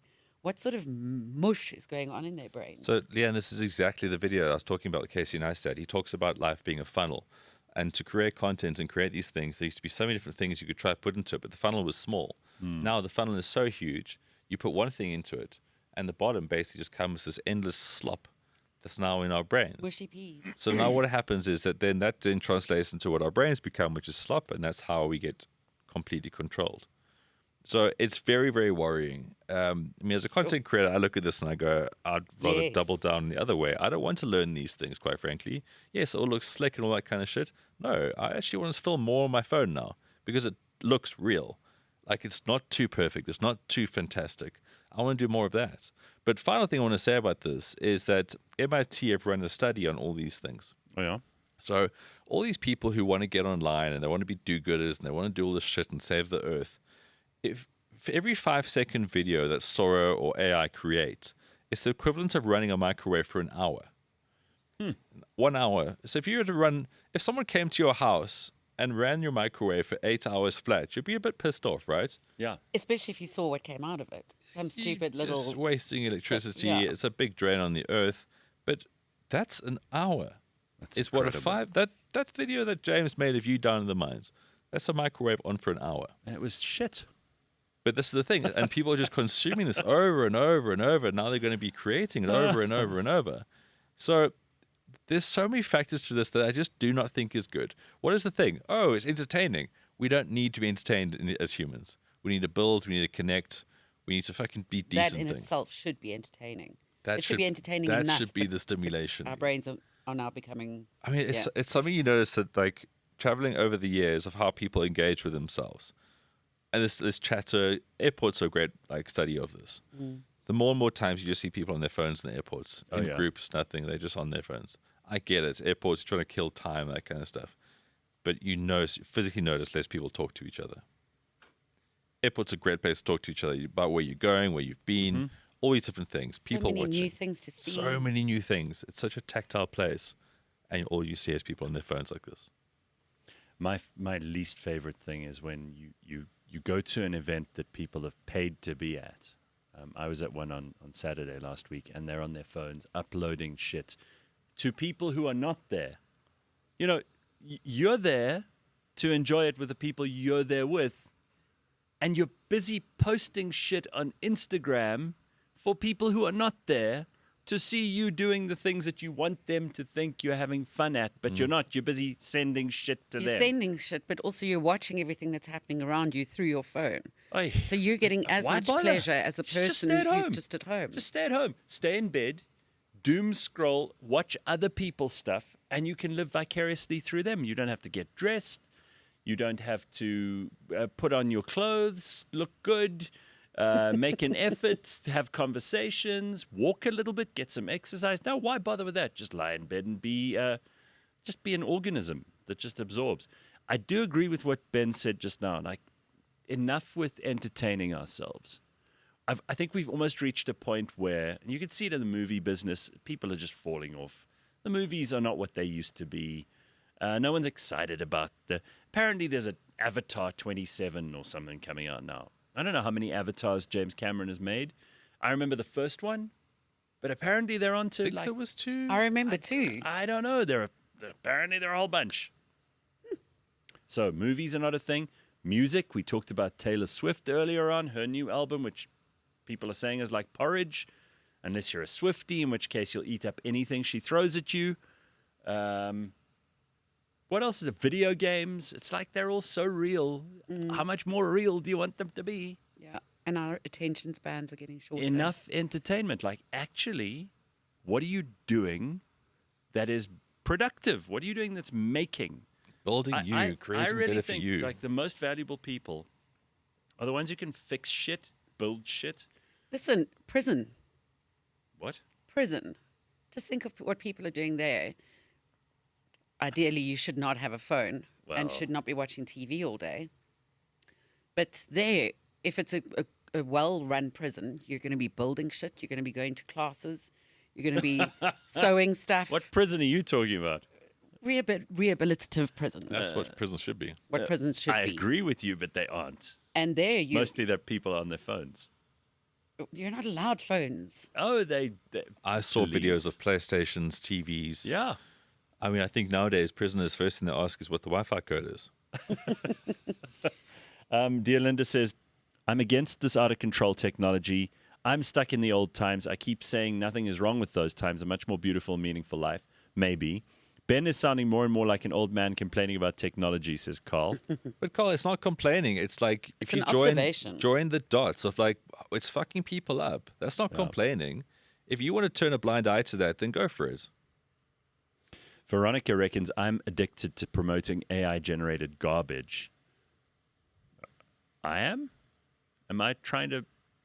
See, look how our audiences have become so dull with all this stuff. They now say stupid things, doesn't make sense. Chris says, in the playground, this is scary. Kids stand right next to each other and they text each other rather than speak to each other. Fucked. Wow, that's horrific. I do think there's something especially sad about like a couple, especially if they're a young couple and they're out for dinner or something, and they're sitting there on their phones with each other instead of talking to each other. Like how bored you must be that whatever it is that's on that screen is more important than the person you're with. Yeah, What a but you life. could say that of any age or era. You think of the couples sitting in a coffee shop, both reading a newspaper and not speaking to each other. I don't know that people would get away with ignoring each other like that. If two people were actually reading, like if you're on the beach or you're on holiday, but if you have decided to go out to a place with somebody, surely that person that you're with should be at least half of your attention. Yeah. It's not too much to ask. I don't know why it's difficult for people to just carve off a little bit of time to not think about themselves and entertaining themselves. I think that's the valuable thing that Ben said just now. All right, couple of things. And by the way, we spoke about Taylor Swift a second ago. One of the really big Swifties is Ryan. Producer Ryan, who's coming in. He's a big Swiftie. Oh, so we'll have to lobotomize him on his way out. And he's also going to be emceeing a friend of his wedding, so he wants some tips on that too. So start thinking about that, Leigh-Ann and Ben. Can we just Don't before admit I to being a go? Swiftie is a good start. Oh, you're just going to get up and walk out like you do every week? Yeah? I'm about to. Yeah. But before I do, James, can we not see the clip of the Oregon woman and her hobby? Because I mean, this is someone who's using her time wisely, Okay. Let's And- take a look. looking at things beyond her phone. She's in Oregon, though, so is she making like dream catches and shit? Well, I mean, let's see. Do you have them? Because she's obviously very left wing if she's in Oregon, because that's the most left wing state in America. So is she? Portland, Oregon. Yeah, Portland, Oregon. Is she doing like yoga classes? Well, and look, anything's better than not being able to, do normal things. anything's like we've better been than talking like about. just sitting generating AI videos on your phone. Yes. Okay. Which I can't believe Ben says an hour in the microwave is All of those servers, all of those things, it's like, there was lot of another power. stat that I heard the other day. It's like, data center capture. It's a big Yes. business, right? For good reason. AI apparently is like 60% of what that business is already. Really. And that's the processing power, the storage, everything. Yeah. Just so we can watch Pikachu having a fist fight with Rambo. Because that's what we fucking need to see in life. Pikachu. Oh, this couch gets moving every week.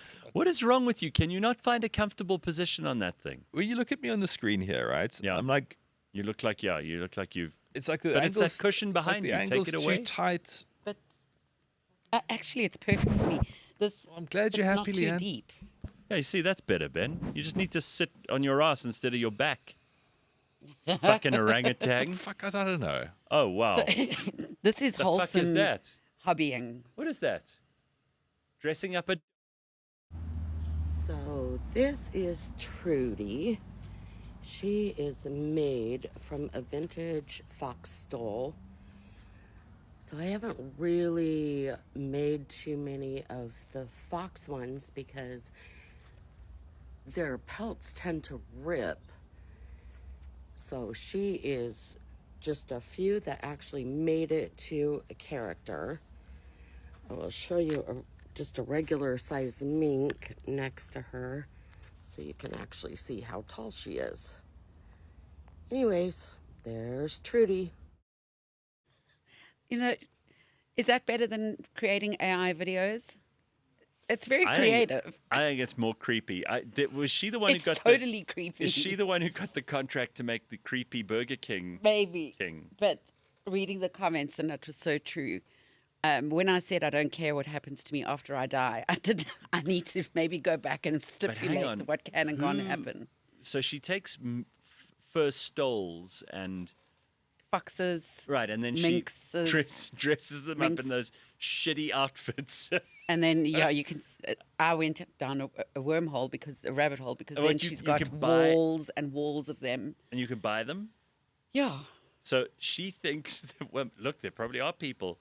She sells those to people who want to display them in their house, like Susie. that's her life. The- She's not watching AI or burning microwaves for an hour. Okay, fair enough. She's being resourceful and non-wasteful. Who the fuck would sit on a cushion, Ben? Says Slippery Pickle. Do you want hip issues like Leigh-Ann? Guys, I come on the show. The microphone's in front of the couch. The couch is where I sit. I sit down. What must I do? Bring the show to a stop so we can just set design? The amount of water and electricity it takes to cool down AI facilities is apparently insane, according to Veronica. Yeah, the cooling is a big part of that.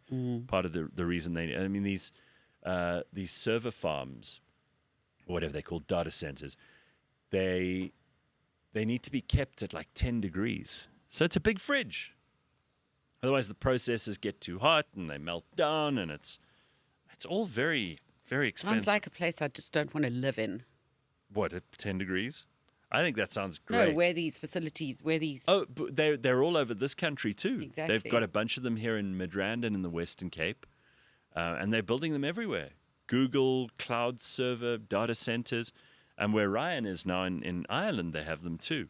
Well, that's the sort of catch-22 with places like Google, right? They want to be seen as net zero, but they also have to be part of the AI race. Yeah, so now exactly. all their carbon, this, and this, are now completely screwed. But they're lucky because Greta Thunberg's not on their case anymore. She's bored of the climate change, global warming stuff. She's now on to Palestine, and now because the war's over, because Trump has negotiated this peace deal, she's going to have to find something new.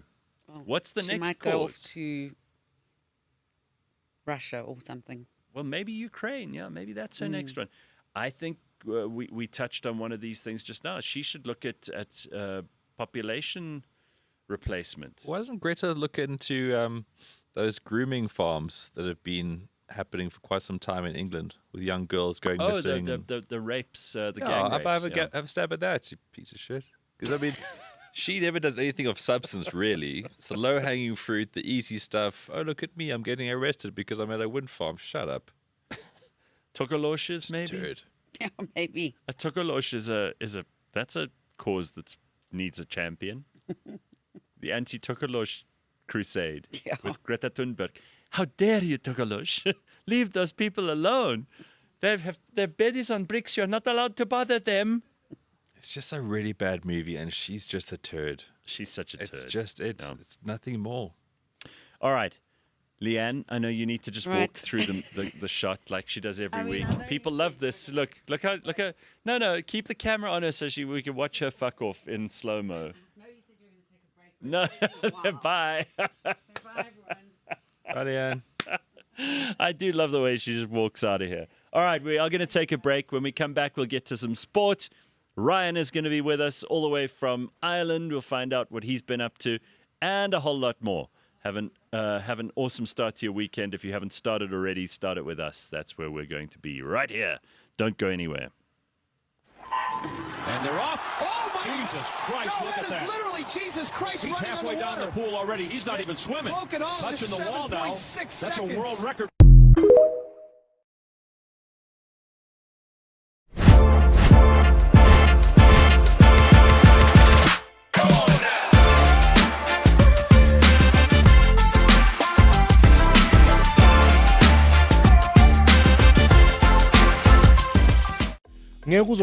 Nonsense. You can't arrive here and make up things. We'll be speaking to Bramusi. He's transferred to many teams. he transferred value. It's a bit weird that your official opposition joins the government. At the moment, it was the ANC saying, we run an employment agency. Yes. We will employ you and give you blue lights. You work with us. Yeah. We will employ you and give you social grants. You can stay at home. You can't just leave the 70% now to do whatever they like. Yeah. Even if there's few of you, best you put up an alternative voice. Yes, there needs to be an opposition of some sort.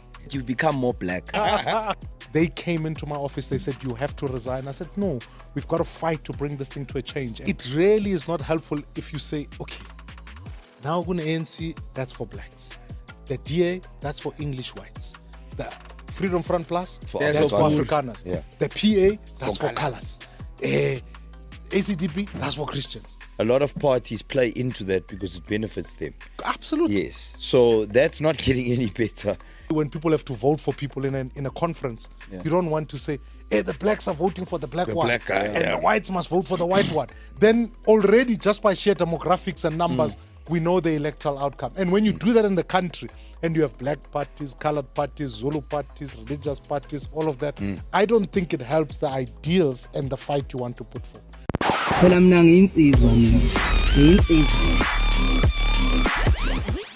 Guys, we have Bahumi in the studio. They just knew that, okay, this is Samizi's daughter. As soon as we go inside with her, they're definitely going to choose her. You could have been just entitled like, oh, this got to be my blood. It was the latter. I was entitled. Kind of still am. Do you know that it's okay to be proud of your work? It's okay. You're allowed to be proud of your work. I might have to let it drop. I might have to let it drop.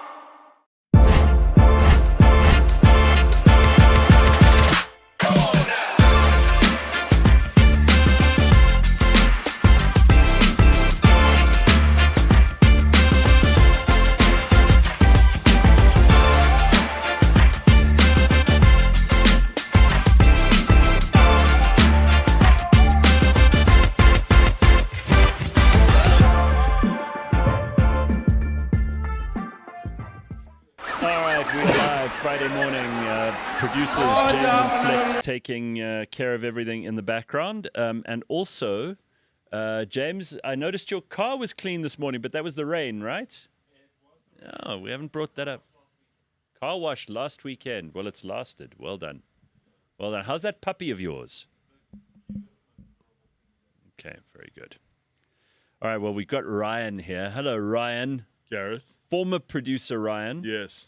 Who's back in South Africa for a visit. You're here to MC a wedding. I am here to MC a wedding. Okay. Friend of yours?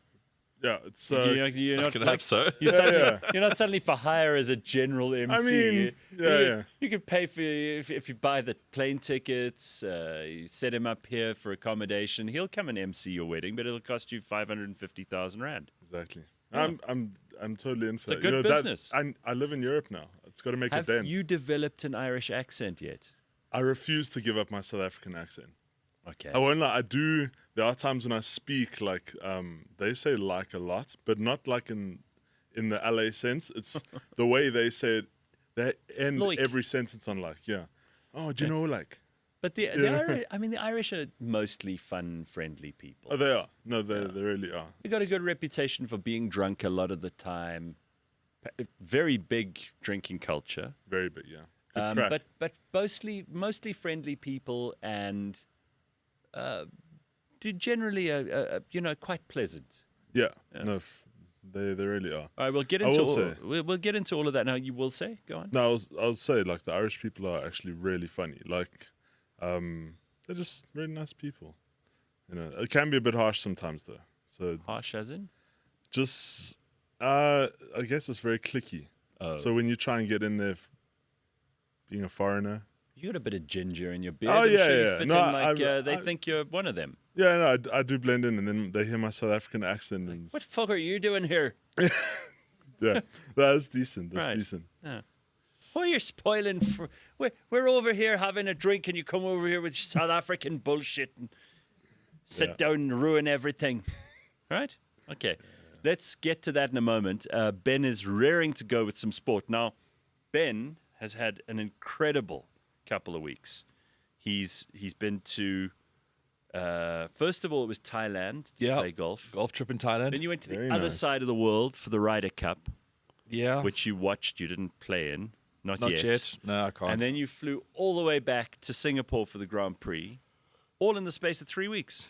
4 in total. Wild. It's catching up with me now. I do feel a bit tired. And out of touch because since you've been gone, the Springboks have turned everything around. I mean, you did drop this in on the show. Remarkably, Ben only missed one show in all of this traveling. But I missed 3 Springbok matches. You have. So update us. Let's do a little sport this morning. And Ryan, feel free to jump in because you probably are more connected to the sport than most. I just want to comment, Ben, your hairline is looking excellent. It's getting there. Yeah, Thanks, it's man. really it's getting there. Well done. This was money well spent. Just need to get like a little bit of sunshine, get some more vitamin D in the mix here. Just, the journey's going well, guys. I feel better. Soon you'll have as many hairstyles as Beckham. One day. That is the dream. It's going to happen. Speaking of Beckham, he went to World Cups. He never won one, though. That's right. Either have Bafana, but they hardly ever go to them. But we had this golden opportunity to go to the one in America, Canada, and Mexico next year. And? That none of us are going to afford to be able to get to because, these tickets are like almost triple what you could get at Qatar. Last time out, you could go to... We thought Qatar was the most expensive it was ever going to get. Guys, it's like 3 times as much, but that's a different conversation for a different day. So today is one of the big days, right? Because now, Bafana, as we spoke about, they need to win both of their games handsomely now to get into there because Benin is ahead of them by the 1 goal difference. So today, they are taking on Zimbabwe. Yeah, that game is happening. And then Benin will be taking on Rwanda. And then on the 14th, which is Tuesday, the final game will be against Rwanda. Yeah, so SA gets to play both games here at home, which is really great. Tonight, a big one against them. So, give them a bit of a trousering 3-0, and then hope Benin, because Benin's got Rwanda and Nigeria. Yeah. 2 tough ones there. And Nigeria are still trying to be the lucky loser in the mix here, to finish second on the log. Because if they finish second, then they go into another pool. Same with SA. If they finish second, they go into another pool where they can try and get in via the back door. Are we just assuming Nigeria number 1? No. Benin's number 1 currently. Benin. Yeah. Benin is so tiny. There are only about 10 people in Benin. Couldn't have stressed that more over the last 2 weeks that Benin are on top. And they have been gifted that chance to be ahead of us because of the Lesotho docking that we got. Yes. So, Benin on top, 14 points, goal difference of 4, and we on 14 points, goal difference of 3. And we need to be second. No, we need to win this thing. Right. Let's just move on. Okay, so with rugby, there has been murmurs of a breakaway. So in all sports like golf, football, they say to the really big guys, you guys don't make enough money. Yeah. How about you do our shiny little song and dance thing? Yeah. So it's been sort of like muttered about for quite some time now that rugby players, their schedules are far too much, right? They play so much rugby, the windows are getting smaller and smaller, and they don't make a fraction of what footballers get. So now some smug get, obviously, with the money in the background. How this works is they then get an old legend of a sport to be the front of it, think Greg Norman at Live, and then they go and chat to all the guys and get them involved because this is the way forward. But it's not really the way forward because you break away from unions, you don't get to play for the host nations, the home nations. So Scotland, England, Wales, those people, they've already come out and said, look, if you guys want to go play for a rebel league, you no longer play international test rugby. For rugby players, international test rugby is the greatest thing. That's the thing you want. It's all they care about. So first of all, one or two questions, and I don't know whether this is already evident or not, but who's the money? That's the thing. We don't know yet the extent of who's the money and how much the money, but we know that these guys do get backers quite easily.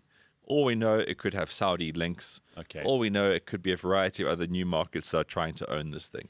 And the other question is who's the old guy who they're going to pull out as Mike Tyndall. Oh, Zara Phillips' husband. Yeah, who was tossing dwarves in 2003. So he's gonna be the front man for the breakaway He's their league. Greg Norman. Okay. So I mean, look, it's a compelling sort of package. What they're saying is, it's like, guys, you can, instead of playing 40 weeks a year, for X amount, you'll earn 2X for 25 weeks a year. If you're a rugby player, you're going, shit, my neck's sore. Yeah. I know I'm not going to be 35 and playing this.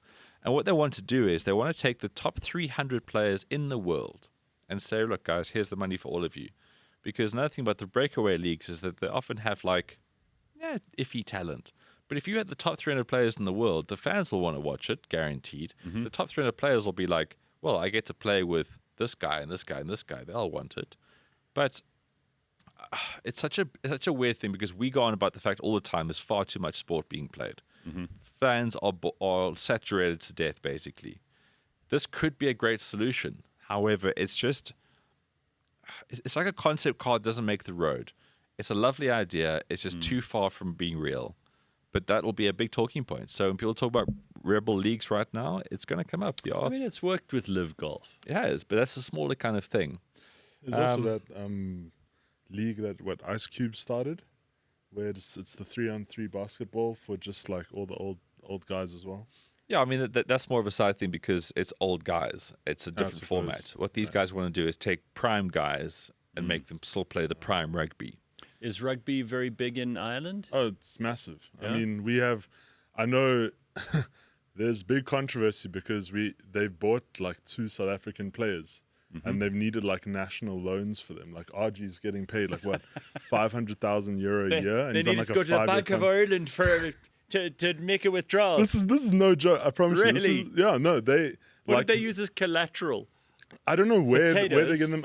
They're taking I don't know if it's where they're getting the money from, but I know like other players are frustrated because there's no money for them. I mean, I know there's some Irish people watching this now who will go, that's a cheeky thing for you to say. What are we using for collateral? What are you using when you have to pay for shit? Isn't your country in debt? Yes, we are. And we're run by much worse people than Ireland. And I didn't think that was possible. Sure, Do you still have that guy who looks like Dr. Snuggles as the president? Oh, yeah. Did you see the guy with the weird hair? He looks, I think his name is cartoon Mr. character. Higgins. I don't know. He's not Mr. Higgins, but It's something Higgins. Sir Ramaphosa was with him like yesterday or the day before. Find a picture of the Irish president. He's not prime minister, president, right? It's the president. He actually, as far as I know, he has no power. He's Have just you kind seen of a this guy, Ben? representative. He looks ridiculous. I mean, looks like a very sweet old man, but doesn't look like a real person. He looks like someone who was made in a. Sir Ramaphosa was there like yesterday. Really? What? I'm sending Really? James a clip now, and he went to go sign something. I don't know if they're trying to restore. People are going to start talking about how you might be an emissary from Ireland. Like it's weird that on the day that our president's meeting the president of Ireland, you are here meeting with us. I know. I was just thinking about it myself. Like when I saw such thing as coincidence. I know. And you should see it. It's actually so funny because I'm just like, you just see this cute, like they all call him like this cute little guy, Yeah. Mr. Higgins, and then you see President Cyril Ramaphosa there, and you're like, oh, it's Cupcake and Higgins, like Yeah, now that's the kind of kids show they should have on Netflix, Ben. Exactly. Is Cupcake and Higgins. Cupcake But and let's Higgins. get on with the sport. We'll show you what the guy looks like in a moment, and we'll get back to this. So we've done a little bit of rugby breakaway league. Yeah, so the rugby breakaway, I don't think it's going to happen, and if it does, it'll be a watered-down version of what they're proposing, but it's interesting. It really is interesting. Well, good to, Mike Tyndall, see what you can do, man. He's been obviously given, like, look, Mike, here's 20 million pounds if you can make this work. Right. Otherwise, here's like a $5 and a pint for running costs. Look, every sport tries to do this, right? We've seen it with all the different sports. It makes a lot of sense. People get excited about an idea, but the rubber's got to meet the road on the business of that. I think Mike Tyndall's cool, though. I follow him on social media. Yeah, he is. I think it must be awesome to have Princess Anne as a mother-in-law. I think it's just funny having Prince Andrew in your family. As an uncle. Yes. Yeah. The uncle final boss. Yeah. Is Prince Andrew. Right. So look, there is rugby on the go right now. What is your Irish team that you support in rugby? So we support it's like Munster. So they represent like So where are you again? So I'm in Limerick. You're in Limerick. Yeah. So who should you geographically support? Look, I'm not gonna lie to you. Whenever I see a South African team come in, I'm trying to get tickets. But tickets there are also like crazy. They're like 70, 80 euro a ticket. Really? Yeah. Which Well, the is stadiums are tiny.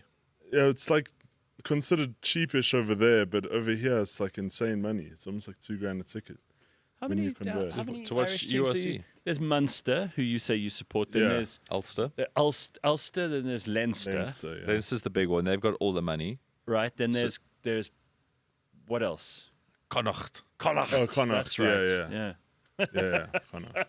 Which in English anglicized to Connaught. Connaught. Yeah. Connaught, what? Yeah, So, all the URC's back, okay? So, United Rugby Right. Championship, that's why I bring it up with Ryan, is that, the Rugby Championship was such a major thing. Obviously, the Box won that one, greatest team of all time. Everything is amazing. But this thing is like firing. So, the Box that we have been celebrating in the green and gold are now going straight back into URC. So, it started off pretty well because Leinster came over here to SA and they got hammered 2 games. They got 1 log point after 2 games, which is a really big thing. And how this tournament works, of course, is that the guys play home and away. It's very strung out. But for Leinster to come over here and take 2 losses right off the bat to the Stormers, who hammered them 35-0, and even the Bulls beat them with a kind of weakened team. It's a really good thing for the Bulls and the Stormers when someone as big as Leinster, who is always the ultimate favourites for this, have started so much in the back foot. So tonight, all the SA teams are now touring. So they're going to start getting an early winter under their belt early. Scarlets versus Stormers tonight, 8:45. Saturday, Lions will be away to Benetton at 4 o'clock in Italy.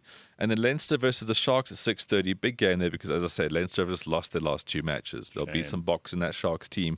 And then Ulster will be taking on the Bulls 8:45 Saturday night. Okay. But another big thing about today is that is October 10th, which means that you can now officially go and buy tickets for the SA20, which starts on December 26th. Aha. Now, that's always the best time to watch cricket. It's Boxing going to Day. be so great.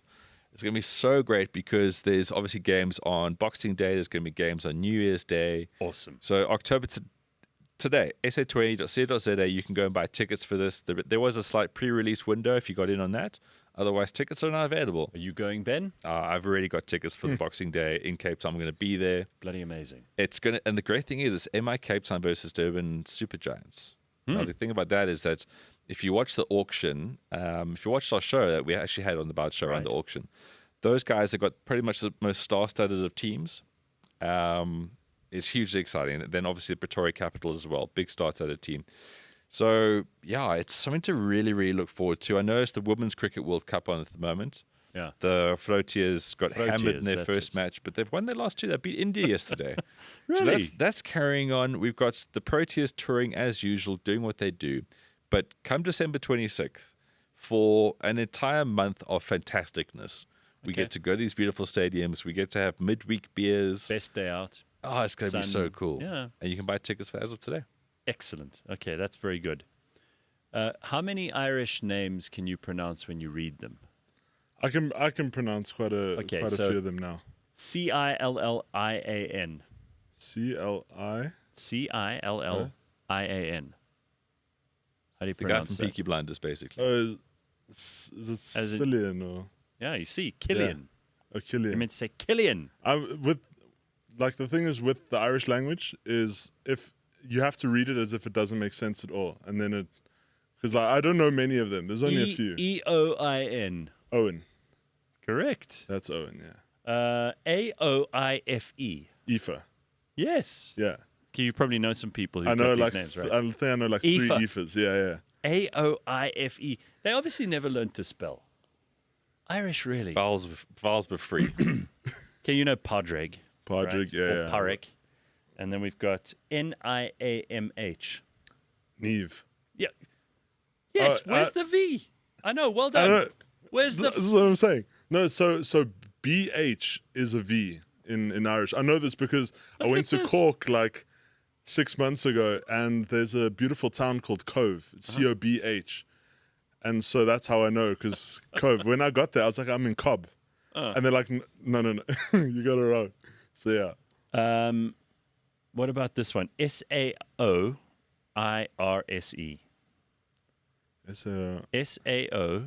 SAOIRSE. Is that Sasha? Sasha will work, yeah. Oh, well done. I don't know. I reckon if I see it, it would be... this is just to break the ice on first dates, right? There's no other reason that you should be doing this with language. It's amazing. You should see, there's one name that I'm completely like flabbergasted about. You might have it on the list. It's Queever. Queefer? Queefer, yeah. No, it's a real, like, if you look at the spelling, I don't even know. What's Queefer? Your parents called you Queefer. That's it. I mean, I was wondering the same thing, but if you go look it up. What a terrible name. If you go look it up, it's spelt in the weirdest way ever as well. Oh man, I can't even think. You spell it. I'm sure it's on your list because it is the most like strange name I've ever seen. Queefer, yeah. Queefer. It's not. It's not, eh? No, Okay. you see, you've brought a new. Is that a traditional girl's name? Fantastic. Yeah. There's a few like, and well, I don't know any personally. How do you but I spell know. it? Come on, I Actually, gotta look this up. I don't believe someone is called Queefer. No, genuinely, I need somebody to pull up.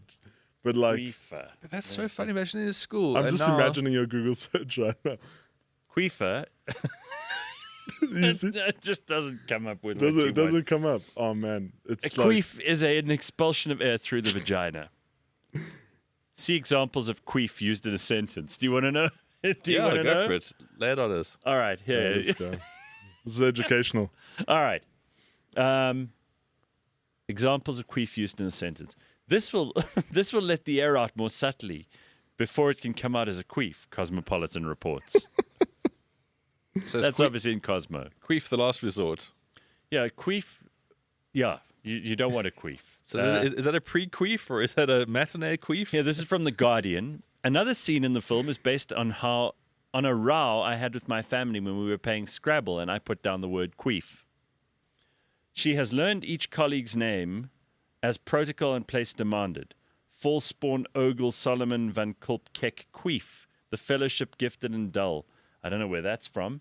But sometimes the idea of rapid thrusting and hot sex isn't enough to counteract the penis shrinking power of the queef. See? And now there are women in Ireland called queefer. Thanks, Ryan. I'm trying to look it up, but you know what? We'll, Right, not did you, gonna be did you able meet to. a girl and she was hammered and she's fucking with you? No, these are genuine people, and I promise you, this has come up on every late night TV show where they bring up this name, and it's queefer. And every time I look at it, I'm like, you know, coming But from do the South Irish Africa, know it's funny?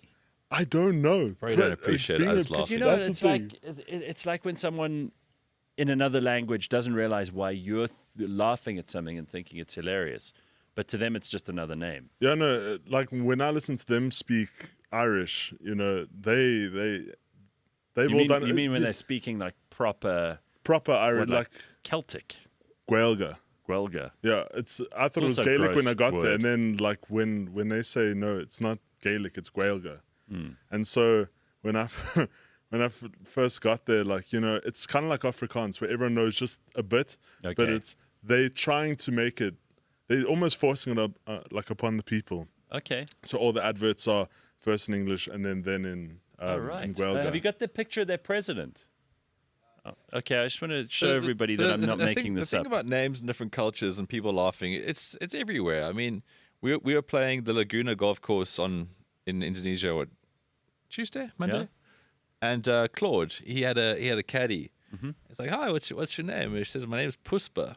Puspa. So straight away, it's like, okay. You see, that's because we chuckled a bit because we're children. Then the other caddy goes, "Yes, it means beautiful flower." I bet it does. Thanks, Puspa. So I mean, if Puspa and Quifa meet, you got a hell of a lot going on. No, all right. I want to show them your president, for fuck's sake. Just give me a second, Ryan. No, there he is. That's a Harry Potter character. That's Mr. Higgins. He looks like a Harry Potter character. That's your boss when you're in Ireland. Yeah, and so from what I understand, he actually has no say in anything that goes on. He's just kind of there he is, Cupcake and Higgins. I told you. How cute is that? Wow. I was just imagining their conversation because I saw SORA walk in, and as he always does whenever he goes to a president's office, he looks in. Nice office. That's the opening line. Yeah, they're there. So this is him. Oh Michael yeah, D. Higgins. This is the video. Okay. Who's he signing? He looks like Dobby from Harry Potter.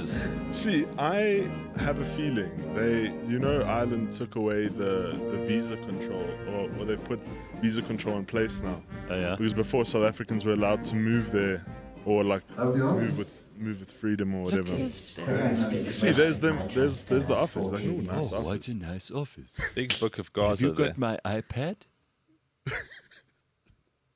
About that. All right, very nice. That's so good. But what a strange looking little man, Michael D. Higgins. Michael D. Higgins, that's him. He's the president of Ireland. Mm-hmm. They call him A Uachtaráin. Yeah. Right? Yeah, I know because the prime minister that you talk about is a Taoiseach. Okay. And I learned that the hard way. Oh, really? Did you make a mistake and were you almost thrown out? Yeah, no. I was I was in a garage one day. Like I was in Wicklow. I was in a garage and I was buying like some snacks and things, and I saw this policewoman there, or as they call them, Gardaí. Yeah. Constable Quifa. Puspa. And Oi, Puspa, pass me a fucking packet of chips. She was stunning, by the way. What'd you call me? And so how dare you? She was in line with me, and I was like, I have to say something because I mean, she was just like their police uniforms, nothing like how our police look. What do they look like? No, it's just like the uniform's very neat, fit. Oh right, fit in place. So they're not. You're saying then they're not like the fat Metro police. That's what I'm saying. Right. And so I saw this beautiful woman, beautiful blonde woman, and I was like, if she comes next to me, I'm going to say something. And I said to her, I was like, are you real? Because like she looks like she's like out of a movie set.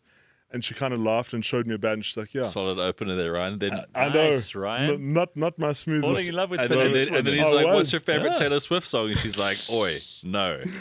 No, so she showed me a badge, and I said, "What are you doing here?" Because she told me she's from Bray, and she said, "No, she's protecting the Taoiseach." And I said to her, "What the hell is the Taoiseach?"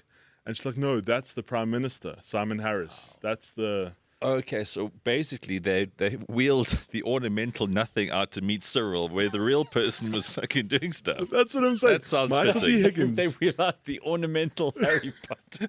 They wheel out the wax figure from Harry Potter and the stolen war chest to meet him. So he has a 7-year term of office. I mean, this is fascinating. I'm learning new things. And this is why I like having you on the show, because I don't pay a lot of attention to Ireland. But now, suddenly, I know that this guy is in office for 7 years at a time. That's all he's got left. They've worked out how much more breath he has on Earth. And they gave him and he's this high. Yeah, He's tiny. He's like I have a feeling they keep him there because he's just cute enough for the world to like, you know, everyone gives him everything he wants. And it's like, if you have someone there who's arrogant, they're not going to give Ireland anything. So they keep this guy there just, but then what talk like this. They say, "Oh, I've got a couple of wishes for you," like almost like a leprechaun. But he's like a leprechaun. So what do? Do you rub his head at the end of the meeting? Like, what goes on there? Where's the gold at the end of the rainbow, Cyril? Come on, don't steal more money than you absolutely have to. That kind of I kind of wish we had the audio in that video because he does say something. Does he sound like that? Yeah. Oh my God. He sounds like that. How wonderful. Can't we have a cute president like that? Well, we do. He's just highly corrupt. You know, he was cute in the beginning. No, he's not cute. Cupcake. Okay, so that's a real person. Yeah. And they keep him in a cupboard, and when foreign leaders come to visit, they let him out. Yeah. I think it's phenomenal. What a guy, Higgins, Michael D. Higgins. All these international trips are just photo opportunities. They don't talk about anything, so they have an ornamental dobby. Yeah, correct. Well, to be fair, Irish politics is... Who's your political dobby? There. Irish politics is so boring, Gareth. They literally have a video of this woman who's... maybe James can look for it, but there's a video of her, like the current Irish woman who's running, of her like playing football, like doing around the worlds and things like that with the kids. Because Conor McGregor dropped out of the so-called race he was never in. It's by not the a way, real country. Conor McGregor made this big deal for 6 months on how he's going to come in and change everything. He's going to be the Trump of Ireland. And then, just like a month or two ago, just announced, "Oh no, I'm no longer going to be in the running." He's a regrettable coke fiend. Though, like, there's nothing interesting about. Oh, him really? anymore. Well, they hate him over there. And They so they literally they've ditched his pub. He is to Ireland what Borat is to Kazakhstan. Oh wow! People okay, know that's about not him, good. but he does fuck all for the public image of the country. Okay. I mean, I feel like he could have been onto something. The thing is, the Irish government's so corrupt. They needed a big name to come in, because they've kind of done what's happening here. They also have kind of like a GNU situation, but what they do is they play it on both sides and they're 50-50. And they just, corrupt the state broken. Wow. They spend like 300,000 euro on a bike rack. And then, like, on a bike, they stay. These are the big problems Is in that, Ireland. is that like the Bonnie Blue of Ireland? Oh, it's an actual bike rack. An actual bike rack. Actually. And the worst part was the way it was designed was like, these bike racks have things to protect them from the wind. So they built in such a way that the wind, they built it like this so the wind goes inside. And it's like, but who designed this for 300,000 euro? Oh, to have a bike rack problem. In South I know. Africa, in South Africa, the whole of fucking Joburg is a bike rack problem. Can I tell you, this Tembisa hospital, like when I... Oh, you heard about that? Oh, on the bus here, I did some, I was like catching up on everything. I'm like, this is insane. Did you see took they a raided... bus all the way from Ireland. I know. I've been reduced to public transport and it's No, insane. hang on. Right? Oh, when you're here, you're on a bus. The middle part of Africa must have been I tough. took a bus. No, I took Explain a bus. yourself, because I'm picturing you driving through, like leaving 3 months ago, going through Central African Egypt, Republic. yeah, Congo, Central African. Well, I'll tell you what. The last Wrong time I turn in Angola. the last time I left, it was way easier because I drove to Kildare and I parked my car at my cousin's place. But I left there for a month and he wasn't too happy with me. Mm-hmm. So this time everyone was kind of like, you need to get there on your own. So I had to get a bus from Limerick to Dublin, which is 3 hours. It's a long way. And then from there, go to Dublin Airport. And Dublin Airport was so useless. I made OR Tambo look world class. Really? Oh my gosh, yes. I literally sat in line, and there's nothing worse when you have European accents shouting at you from every direction, from German to, the Swiss accent. And as soon as... The Germans will shout at everybody. Oh my Why is gosh. everyone shouting at you, Ryan? No, because What were you there was doing? that cyber attack. Didn't you know you weren't meant to shit in the There- middle of the airport? There was a cyber attack on the airlines, and so then they had to do everything manually. They were writing in all the tickets in Did manually. they pull Higgins out of the... No, of they the didn't. I cupboard wish to they did. come We and would have help? probably had better service. Oh my gosh. But on the way here, I was like reading up on everything, and I saw the Tembisa hospital scandal, and I saw, Helen Ziller making her rounds, and I was like, oh, okay, yeah. Okay, so you're up to date with our news. Oh, yeah. And I mean, they raided that dude's house yesterday. Did Yeah. you see the 3 Lamborghinis with no Yes. number plates that were pulled out? No, we spoke about this, and I do find it interesting that there were no number plates. No number again, plates. there are two systems of justice in this country, and you're really stupid if you follow the rules. If you pay your parking tickets, if you actually have a license disc on your car, if you pay your taxes, if you do all that, you're an idiot, because they're laughing at you. Because guys like that, he's not paying any of that stuff. But you how can much, guarantee it. How much of a fuck you is it to have 3 Lamborghinis? Yeah. All in the same color, by the way. Yes, exactly. But I often look at that because I gym in Melrose Arch, and sometimes I drive past the Lamborghini dealership. And I always think, like, if you work there, your clientele must be majority dodgy. Yeah. Yeah. Oh, yeah. Because if you're a real sports car enthusiast, Lambo is not really the go-to sort of player. It's not the greatest car. I still think its styling looks a bit It's clunky. a cash business. But it's a very much a look-at-me kind of car. And who likes look-at-me cars? People who have just got very fresh stolen money. Yet there are machoshas who'll be impressed by that. I'm sure. Well, we're about to come into Makosha season here. That's the G20. Is Machosha season G20? They're aligned? It's like you get matric vacations. That's the time for that demographic of human being. The G20, all Machoshas, the shop stewards are coming together now going, okay, this is the time period. You've got to be at your best. Walk the Sanson stairs, the hills. Be in your best. Get ready. Everything must be the best. Because that's what is G20 other than getting people into our hotels and getting into our Machoshas? What else is this G20 actually going to do? No, it's really just an excuse for Queefer and Puspa. That's what it is. So Ryan, what have you noticed has changed since the last time you were here, which was what, like a year or two ago? I was here in December. Yeah. What has changed? Yeah. I mean, you've only been here a couple of hours, so I don't expect you to know everything. Yeah, no, I don't. Joburg, have you noticed anything that's better? A lot of traffic. How fucking bad is this Catherine Street, by the way? I haven't. Do you know what? I haven't actually driven in Sanson much, so I'll let you know about that. But the traffic is so bad. Again. No, but like even worse than I remember. Like yeah, but remember there was a golden age of traffic just after COVID, where people were still, I don't know, they were at home or they'd sold everything or they didn't have to go to work anymore or whatever. There was a period where it was much better. Now I see everything's back.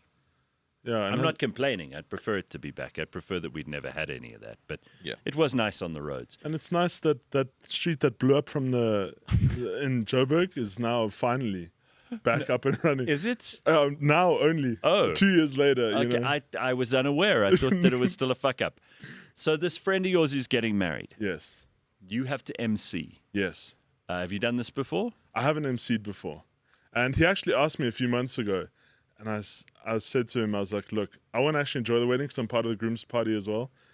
And then I felt really bad because as the time started going, that I realized I didn't have an MC.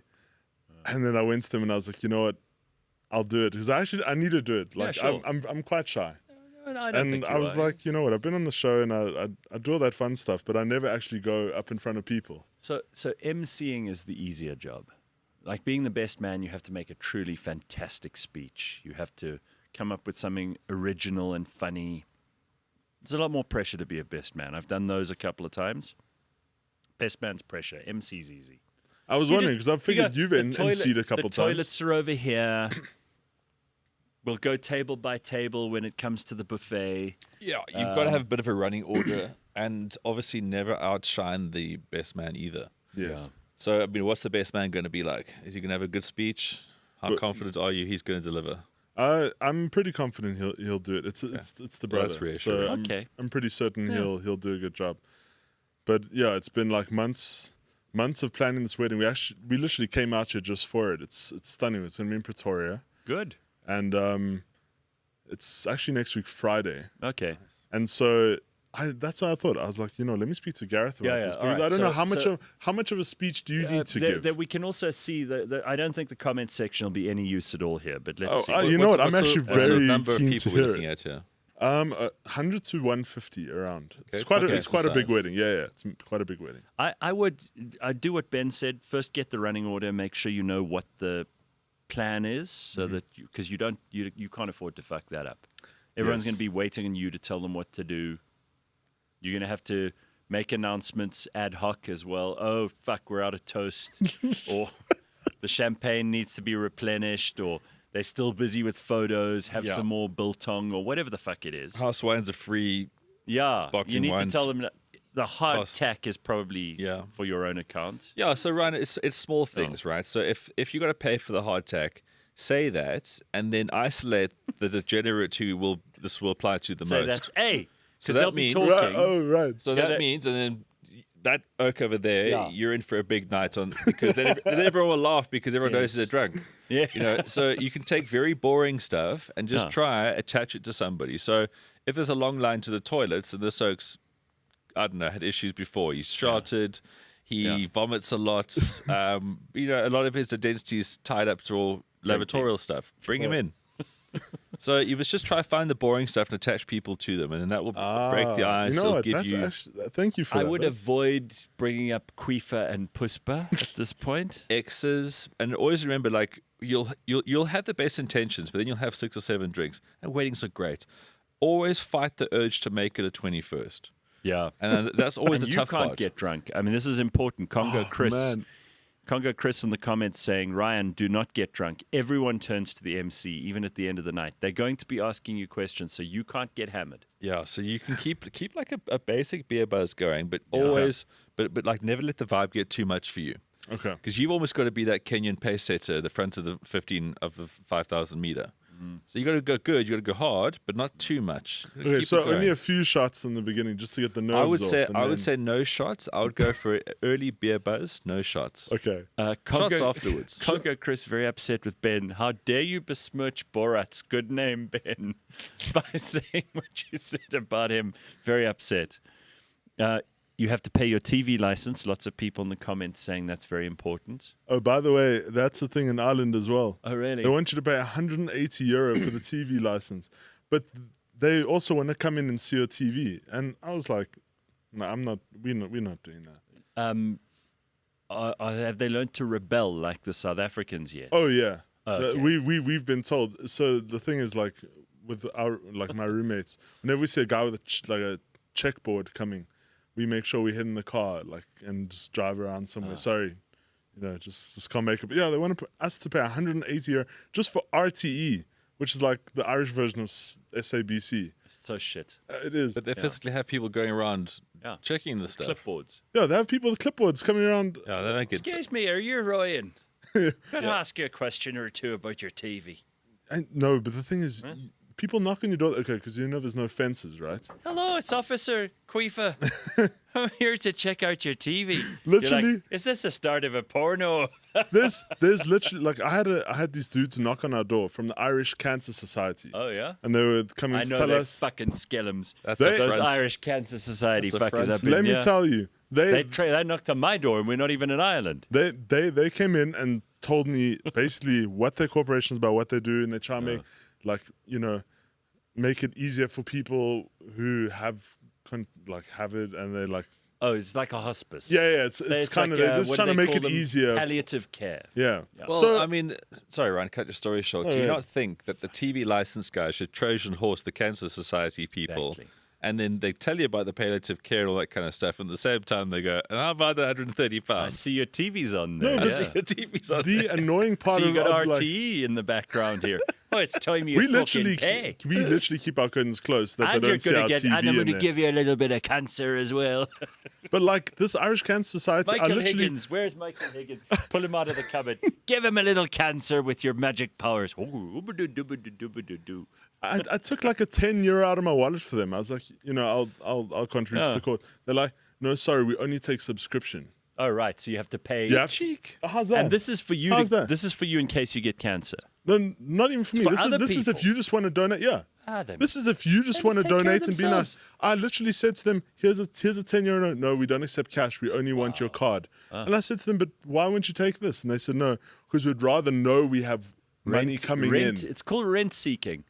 I told you they're skellums. I was like, this is Trying to get this you on is board insane. for £50 a month. Yeah, exactly. And then you get the then you forget neighborhood about like it. kids who knock on the door and they're like, oh, do you want to buy this sucker for €1?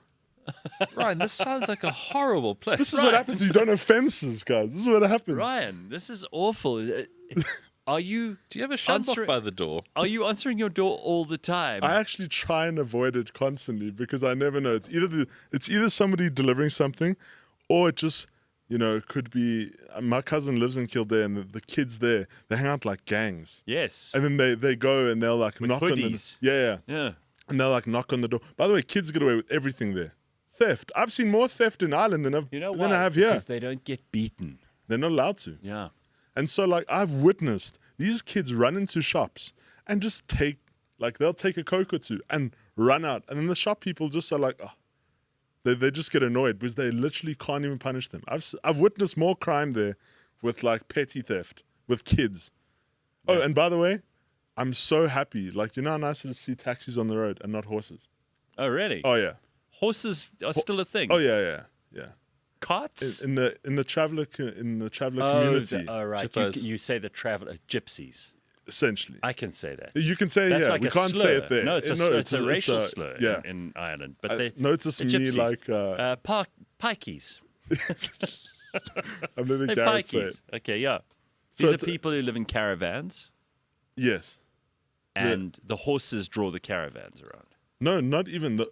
Sometimes the grandmothers draw the caravan. No, sometimes like even the kids jump on the horses, and like you'll just check like 3 or 4 5-year-olds on the back of this horse, or like Where are they from? Romania and Rathkill. Bulgaria. I mean, look, it all comes from there, but now that culture's sort of stuck. And the horses are still on the road, Gareth. This is one of the it is one of the most annoying things when you get stuck behind a horse, because you feel sorry for the horse. Because firstly, some of them don't Ryan, treat their horses. Can't Michael I feel Higgins, sorry for you. Fuck the horses. can't Michael Higgins do anything about these pikeys? I would love to know when we can actually ban I mean, can't he animals on cast the a road. spell on them from his cupboard? Yeah, but they got counter spells. Those You must remember, those traveler Gypsy types. tears. Gypsy tears. Mr. you know Higgins that has story. no say, Gareth. Yeah. Remember, he's only there as a representative. That's true. Of the, He doesn't have of any the real community. powers. He's only there to meet. He's there to meet useless Well, third he's world Cyril. despots like Cyril. Yeah. No, so like I come here in the morning, like I was driving this morning, and I see all these taxis go in the yellow lane, and I'm like, you know what? I think of the horses, and I'm like, Better. I'll take this. I'll take this. Wow, Ryan. Jeepers, that sounds like a shit. Have you not been to Ireland? I've never been to I- Ireland. Okay, so let's give. You're you've coming said- to the Ryder Cup, I right? really want. Yeah, hopefully. Okay, but you've said some That's horrible outside things Limerick, now huh? about Ireland. Let's talk about what's nice about it, because there are things that Oh, make it worth being there. Lovely, Very beautiful place. stunning. There is magnificent natural scenery. Oh, the best. You've got coastlines like very few places in the world with very strange geographical features. Yeah, the greenest grass on earth. yeah. Right? It's Castles. stunning. If you're into nature and you're into like hiking, it is probably one of the best places in the world. And also, it's just not chaotic. Yeah, It is. I get that. You must know a population of 5 million. And that, like if you look at the size of Ireland and if you look at the size of the UK is packing 60 million, almost 65 million. That's how much that's the population of South Africa. And if you look at South Africa and like the UK, yeah, it's insane how much they're packing in there. Yep. And then you go to Ireland and it's 5 million people. It's amazing that they've kept it that low. I mean, kept it that low, but that people are fleeing there. That's why I don't want to say they're closing up the borders because they. And we it's were a questionable talking job, we were but- talking earlier about how so many of these tech companies have got Yes. headquarters there. I mean, They're doesn't- closing up shop, Gareth. It doesn't employ a lot of people. Yeah, they are closing now, but for a while, the reason that they were there was because there were massive tax benefits. Yes. Hugely. And now that Trump is Trump changing has all those restored rules, the tax breaks. Yeah. it makes sense for them to just be in America. Well, back in the day, that DeLorean car, they made it in Ireland for that reason. The Back to the Future car, Yeah, it was made in Ireland. Oh, I had no. Well, The The- production line of that car probably was made in by Ireland. gypsies. I Judging by the way it love looks. the Irish because the Irish invented so much. You learn when you get there instantly because they tell you. Oh yeah, Like for example, there's this place in Limerick called Chicken Hut. Chicken Hut Chicken Hut. They didn't invent chickens. or, No, no, or no. Pizza Hut, So and they can't just you go combine there- chicken and hut and think they've invented something. And Sorry, it's like fried chances. chicken, and it's got this gravy. And according to them, the dude who made KFC went to Chicken Hut first, Huh. and then that's when Colonel Sanders. Colonel Sanders Colonel himself Sanders was kicking went- around with yes. some traveller folk in Ireland. He's like, this place, He This place very is nearly married a chick called Queefer. this place that I've been eating at for the last 5 years. I'm going to take his recipe. And then, of course, you get like McDonald's, right? Mm. McDonald's lost the lawsuit to Supermax because they tried to like trademark the name Mac, and Supermax so was far, out all I'm hearing before is then. fast food. This Okay. is not a great contribution to humanity. The Titanic, The Titanic They didn't was built invent in the Titanic. Belfast. Northern It Ireland. was built there. Yeah. But that was the cheap labour mostly. Yeah. Okay, so the Titanic. We'll give you the Titanic Yeah, and the Titanic. Chicken Hut. And there's a few other things, but like they Is that it? well. I was that can expecting think of like right some now. sort of ploughing device or some sort of thing that we use. No. They invented No, a if you- fucking if you chicken look at- restaurant. No, that one's just a common one. It's They like I invented a work chicken close restaurant to it. that loosely resembles KFC. Hang on a second. But the Irish invented Irish inventions that changed the world. There we go. None of Chicken which Hut. were mentioned. None of which were mentioned by Ryan. But let's give them a Sorry. color photography. That's Really? a biggie. Colour photography. Yeah, color photography. I can tell Right, you you for gotta sure open was with that invented one in next Ireland. No, I'm sorry. A man called John Jolly, an Irish genius, from Hollywood in County Offaly. He found a successful way of producing colour photographs. Not bad, okay? Offaly. Submarine. The submarine was invented. There we now. go. Another big deal. I should open with that one. All right. John Philip Holland. The tractor.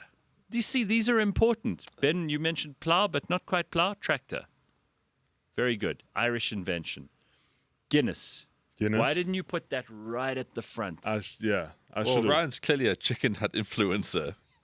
Is this a promo He's code? being paid No, by it's the chicken. front of the It's queue just at one Chicken of Hut. it's just one Say of Ryan 12 and you get free fries. That's how he It's only keeps, those, because I that's work how he close keeps the to kids it, at like- bay when they come knocking on his door trying to steal his shit. I just thought that was the most fascinating thing of all of them. I was like, there's no way. The ejector seat in planes. In, Oh, there we got some visuals. Have a look there at we this. go. There You we see, go. Colour Rubber photography soles, submarine. Soda water. The atomic bomb. I think they're claiming a bit much there. Okay, yeah. Sorry. The armored tank. Chocolate milk. Rubber soles. Okay, I didn't know about that one, James. Yeah. That's good. Flavored crisps. Now that's an important Oh thing. yes. Yeah. That is a big one. Right. Potatoes. So listen, actually, quite a few things. Let's give Ireland some credit. You got to say. And the name Quifa. This Chicken Hut looks like a pile of shit. It looks like It's it. been- It looks are you like checking it's it out right now? I am. Ben, James, Googling James, Chicken please Hut. try find some Chicken Hut images. Google All right. Chicken Hut Limerick. So is it good? I like it, but it's Okay, apparently and it all comes the with Irish say it comes with the gravy. it does. Yeah, Okay. and the thing is, it's one of those It things. just looks like a where- party dog shat on your food. It looks horrendous. No, everybody says in Ireland when you're drunk, it's the best to have it. It's one of those where it gets served in the bowl and you can do When this you're and drunk. it doesn't. I love the way it that doesn't Irish fall. people go, when you're drunk, When you're drunk, when you're drunk, yeah, Chicken Hut is the place to be. it's only good then. That's when that. But like you But see, they're always drunk. yeah, they are. You know, So is it like I think it is? Because I love stereotyping. Yeah. Because stereotyping is hilarious to me. Yeah. All stereotypes, as long as you're not being mean, are the source of great comedy. Yeah. Yeah. And the Connection Irish points. stereotype is that they spend every waking hour wishing they were drunk or being drunk. I love it. I got to give it to them. Like, you know, even after work, they'll be like, let's just hit the pub. I'm not making any moral judgment. Yeah. South No, not at Africans, all. we have a big drinking culture in this We do. country, so I'm not going to cast But aspersions. it's funny because every Irish person has like their favorite pub, and you see, I'm not a big beer drinker, so to me everything tastes the same. But to them, like every Irish person has their favorite pub, where it's like Charlie Chaplin's They got or their it's favourite this. beer and- Yeah, and it's like no, but you have to have the Guinness from there. So That's what's your the best local beer. called? So I don't really go in our local town. Or are you scared of the kids? Well, yeah, our town is borderline on that end, and so we try and stay out of Okay, trouble yeah. because the kids will kill you. there's been some incidents with some foreigners. You know, Really? I try and stay out of it a little bit. Okay. But in Limerick, you know, you got your Charlie Chaplin's, which Okay. is a pub I pass Right? all the time. There's the Red Hen, which isn't too the Red bad. Hen. The Red Hen. Oh, you got to go to the You Red gotta go Hen. to the Red Hen. And what would you order if you walked into the Red Hen? I know you said you're not a big beer drinker, but would you go for a Guinness or would you? There's one of those what do they call them? Artisanal beers? What would we go for here? So I go for it's like a cider. I'm trying to think what it's called now. There's The- almost the like name a escapes me. savannah in this country, that kind of thing. Yeah, it's Orchid Thieves. Orchid Thieves. Orchid Thieves. Okay. I don't know. It's Orchid. That's or not the Orchid name of the Thieves. gang of children. No. And The Orchid Thieves. I love getting a cold Orchid Thieves. That's Okay. probably my go-to there. Is whiskey a big deal? Not Conor McGregor's one, but no, yeah. no, sure. Yeah. No, then we've covered that territory. Yeah, It's a disaster. they've tossed that out. Yeah, but yeah, I'd say so. Those guys can drink. Like, I'll give it to them. I can't keep up. And do they get fall down drunk or can they handle a lot of liquor? They can handle. Like Oh. you just check people stumble. Like they're drinking fit. Yeah. Okay. Very, very much so. And you know they still take pride in everyone trying to split the G. So it Yeah. didn't pass my notice that you said to Ben, "Are you coming to the Ryder Cup next year?" So it's in Ireland next year. It's in Ireland in Just outside Limerick, Adair Manor. Adair, yeah. Adair is one of the most fantastic places. This really rich Irish guy Yeah. He wanted to create basically the Augusta National of Are you Ireland. enjoying lying down on my sofa? I don't know what I'm doing anymore. The sofa is just Look my at him. constant fight in He's life. almost vertical. I know. Fucking never know what to do on this thing. I mean, horizontal. But Gareth, this guy, he's created something incredibly beautiful. So he's just a rich guy who loves golf. Yeah, his name's like, I don't know, McTavish or whatever, but he's I forget the name of him, but he's very. I think he's like the third wealthiest. Yes, he is the third wealthiest person in Ireland. Okay. Super wealthy. He bought this place for like £35 million or whatever it was back in the day, and he's turned it into like an ultra exclusive. It's one of the most expensive green fees in Great Britain. Stunning. But this place is perfect. There's no rough. It's just perfect. Well, exactly, because we were talking just now about how beautiful Ireland is and how the grass is greener than anywhere else, and everything grows there, right? Yeah. Because it rains a lot. Oh yeah, all the time. But it's like the most lush kind of grass you get. And Yeah. people talk about it all over the world. So I imagine the it's golf stunning. courses must be spectacular. Oh, you see, but it's seasonal because It doesn't look like the fucking Boxburg Country Club. because like the thing is You know? you can't play when it's really really wet because you'll mess up the courses. So you can only go when it's really decent weather and it hasn't been raining. So if you've booked and it's raining, Otherwise, it's just muddy. yeah, I mean there are like courses where anyone can kind of go and hit. But like for example, a dare. I will actually for the groom because it's my roommate who's getting married. Okay. I wanted to actually get him a day of golfing in Ireland before we left, and so I went to a dare. I went to the carriage house restaurant inside there. The only way you're going to get into a dare just to even look at it is to get a booking in that restaurant. Yeah, but that's to keep the pikeys out. And I'm Yeah, telling totally. you, Otherwise, you they, get horses. they They'll be even fucking have setting up camp on They the even green. have a dude at the I say a boom gate, but it's it's one of those massively rich, those gates that you see in the movies. And there's a guy who wears a suit and he wears a top hat. And I just want to get a selfie with him because he's so cool. And he comes out wearing the suit and he's like, have you got a booking, sir? And So he comes out. he's probably He's the gatekeeper. But he's probably the gatekeeper's under secretary because he's actually standing there. There's the real He's gatekeeper greeting. wears a suit and takes calls and sits in an office. Then there's his boss, and then you only get the greenkeeper, Yeah. and then you get the manager of the golf course. I mean, it's like there's No, grades it's- of degrees here. And I tell you what, I went in there, and it was probably one of the most beautiful places I've ever been. Because my cousin also lives in Wicklow and at a golf estate called Druids Glen. Golf. very well known. Druids Glen, also Okay. stunning place. But Adair is like rich. That's It's top filthy drawer. rich on like another Right. level. And they didn't give you a booking. They Oh, said, no. They So said I got very to nice eat. to meet you, but you can fuck off. I got to eat, and it wasn't actually badly priced. I mean, you're talking about €25, €30 a meal, but It's no chicken hut, is it? no. And then I went to try and book Show us some chicken hut quickly. while we're James, talking please try about and find with that meal. Look there. See, look at the Tell you bottom the there. It's like gravy, yeah, Hardy shit that goes onto your cuck burger. And I tell you what, Ben, you turn that thing upside down, it's not falling out of the cup, eh?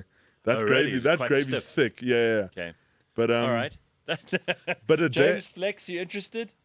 James, try pull up a picture of a dare if you can. It's just let's Yeah, show it's a the good- You mythical have to see place, it. and then It's they've got this beautiful. manor house, which is like £1,000 a night if you want to stay there. ADAIR, right? yeah. So if I wanted to play golf, right, I asked them if I could book a day of golf, so I could take. What would it take the cost day. you? About So firstly, 600 you have to euros. stay in the hotel. It's not Oh. negotiable. So you have to. So you're in for a grand. So you're in for a grand. Euros. Then Pounds, I think it is. you have to pay €500 to play per person, and then it's like €180 for a caddy, which is also not negotiable. And that's pretty much just getting started. Then of course there's a dress code, so you can go into the manor like they have a shop there, but it's like you're looking at €200-300 like a shirt or whatever. It's insane. That Wow. place is, and they've been advertising that Ryder Cup for the last like year and a half. But now they're going properly into full swing about it because Yeah, 'cause it's coming up now. Yeah. So as soon as the previous one finishes, then they start putting packages together and going. But yeah, I mean that's They're even building a whole new railway. They have to. They're building a railway that's going to go from Dublin, all the way down to Limerick, and even Well, it's going to that'll go to sort out Cork your- as well. Next time you fly here, you use the fucking That's railway. what Huh? I'm saying. Yeah. Look at me using public See, transport. Sport makes everything better. It does make it, but you But- see, Ben, your point is being proven. But Ryan, are the streets and all that kind of stuff? Is it quite tight the whole way around there? Because In Adair? yeah. Yes. Okay, so Ryder Cups are gigantic. It's like a little village, right? Yeah. And now you got. Let's just say you're going to have 60,000 people potentially going there on a day, 50 to 60. Well, look, it might be ticketed differently than it was at Bethpage now, but there's a lot of coaches coming in, a lot of buses. Yes. It's me. That's my only worry about that. Is that it's so rural. Jesus, look at that house. It is crazy. Yeah, there it is. There. God. No, it's stunning. It is the most beautiful place. But Ben, okay. it's also, as far as I remember, fuck, look at that house. Yeah. And it's well looked after. Eh? I would live there. You'd never see me again. I'd be in the house. I'd stand. Michael D. Higgins would be serving you champagne. Exactly. I'd put him in the cupboard. He could be bringing out the champagne and casting spells. Look at that gorgeous river or lake next to it. There's a little church. So in the 18th hole plays either side of that lake as it comes down there. Beautiful. So you can play risk reward or play safe. You know, it's beautiful. I would be such a happy person if I had lived in that house. I'd never complain about anything again in my life. You wouldn't have to. Oh, wow. I might shoot a couple of pikeys out of the window with my shotgun. Hey, and they probably have that there. Well, I don't know about it there, but I know there's other castles. But yes, not pigeons. the pikes. Yeah. No. But you can must do like use clay that word, right? No, I need if to. you use that word, you'll be chased out of Ireland. Yeah, They're exactly. very politically but correct. Yeah. Yeah, no, this Adair, like this Ryder Cup is going to be insane. And the thing is, Adair is literally one street. So think of like a very prestigious street. It's like, to our standards, it wouldn't even look fancy to a South African because we have like amazing architecture and beautiful like some streets that have money. Like you've seen it, Gareth. I don't have to tell you. And when you go to Adair, for them, Adair is like peak. I go to Adair, now that I'm living there. To you, it's villagey and cute. Very villagey and cute, but it's you not. You don't get houses like wealth. you do in Sandhurst. No, it's not wealth. Or Constantia in the Cape. Although I tell you what, when you look at the house prices there versus here for what you get, it's insane. I mean, you're looking at €500,000 if you want to get something decent. And then you've got 2 bedrooms. Yeah, it's nothing crazy, and a place like Adair, it's also. Resource-wise, there's no like massive supermarket there. Are there a lot of other South Africans in Ireland? Have you encountered a lot of them? Yeah, there's quite a few. I mean, I met up with a few of the listeners that. Oh, good. When I first left, I met up with a few of them. But you also use social media, like my roommate's his wife. She met another South African who moved over there, and her husband like got a job working on a strawberry farm there. And he loves it, and I think now they've just moved out to Wexford. So there's a community of South Africans. It does sound like Ireland is very charming. I mean, it is. Strawberry farms, stunning, beautiful golf courses, that house that we just saw, little president running around. People living in little stone streets. And you see Gardy chasing people with sticks and not guns. Hot fucking policewoman. Hot policewoman. Right. Yeah. I mean, Ryan, it does sound good. And the difference between Ireland and Northern Ireland? Politics. Yeah, it's just mostly politics. Protestantism and Catholicism. Yeah. But I mean, like, is there any sort of animosity between, like, the two sectors or the two sides? Well, I mean, in the Republic of Ireland, they still believe that the Northern Ireland is part of Ireland, and they're still pissed that they don't have those. But the Northern Irish are quite militant about being Northern separate. Irish. Yeah. We're very, very angry Ulstermen. I mean, it's also a whole different currency as well. I mean, they use the British pound over there in Northern Ireland, whereas in Ireland we use the euro. Have you been across? I've been to Belfast. Yeah. Okay, and Belfast is there a border? No border. Yeah. So you can travel across there. And I can because I've got like an Irish passport. But if you have a British passport, so if you have British passport, you're fine. But if you have any other kind of European passport, you're not technically allowed there. But there is no border. Right. So if you're not, and they don't. But they don't stop you. They don't stop you. So it's almost like an honesty bar situation. Like when you go to a hotel and they've got an honesty bar, and the honesty book. Some people will just drink and never write it down. Yeah. Some people will write down every time. Half a shot of whiskey and 2 cans of soda. The thing about Ireland as Irish well, are like that. You must know any place you want to go is within a 3-hour radius. So like for us, that's nothing. We spend hours in the car here. All right, now I know it's boring to talk about the weather, but we've got to discuss this because I think it might be for South Africans who either want to go and visit there or whatever else might be in consideration.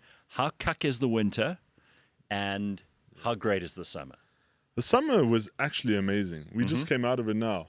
We actually had really decent weather there. And, I said to the guys in Ireland there, I said to my colleagues, if the weather was like that all the time, Ireland would be a gem. Paradise. I would never complain. How many months of summer do you get? Like 2 or 3. Okay. It's very short. And then now... And then what turns into hell? Well, now when I get back, it's going to be hell. I mean, you're talking snow, black ice on the roads. Yes. Children still stealing. It's piss and rain. Piss and rain. Okay. Lashing, Lashing. Gotcha. And, Lashing, by the way, is a name of another girl that Ryan met when he was in Leinster. All right, go on. No, and it's the thing about the rain there, and I'll say this: the thing I miss about South Africa is we have storms.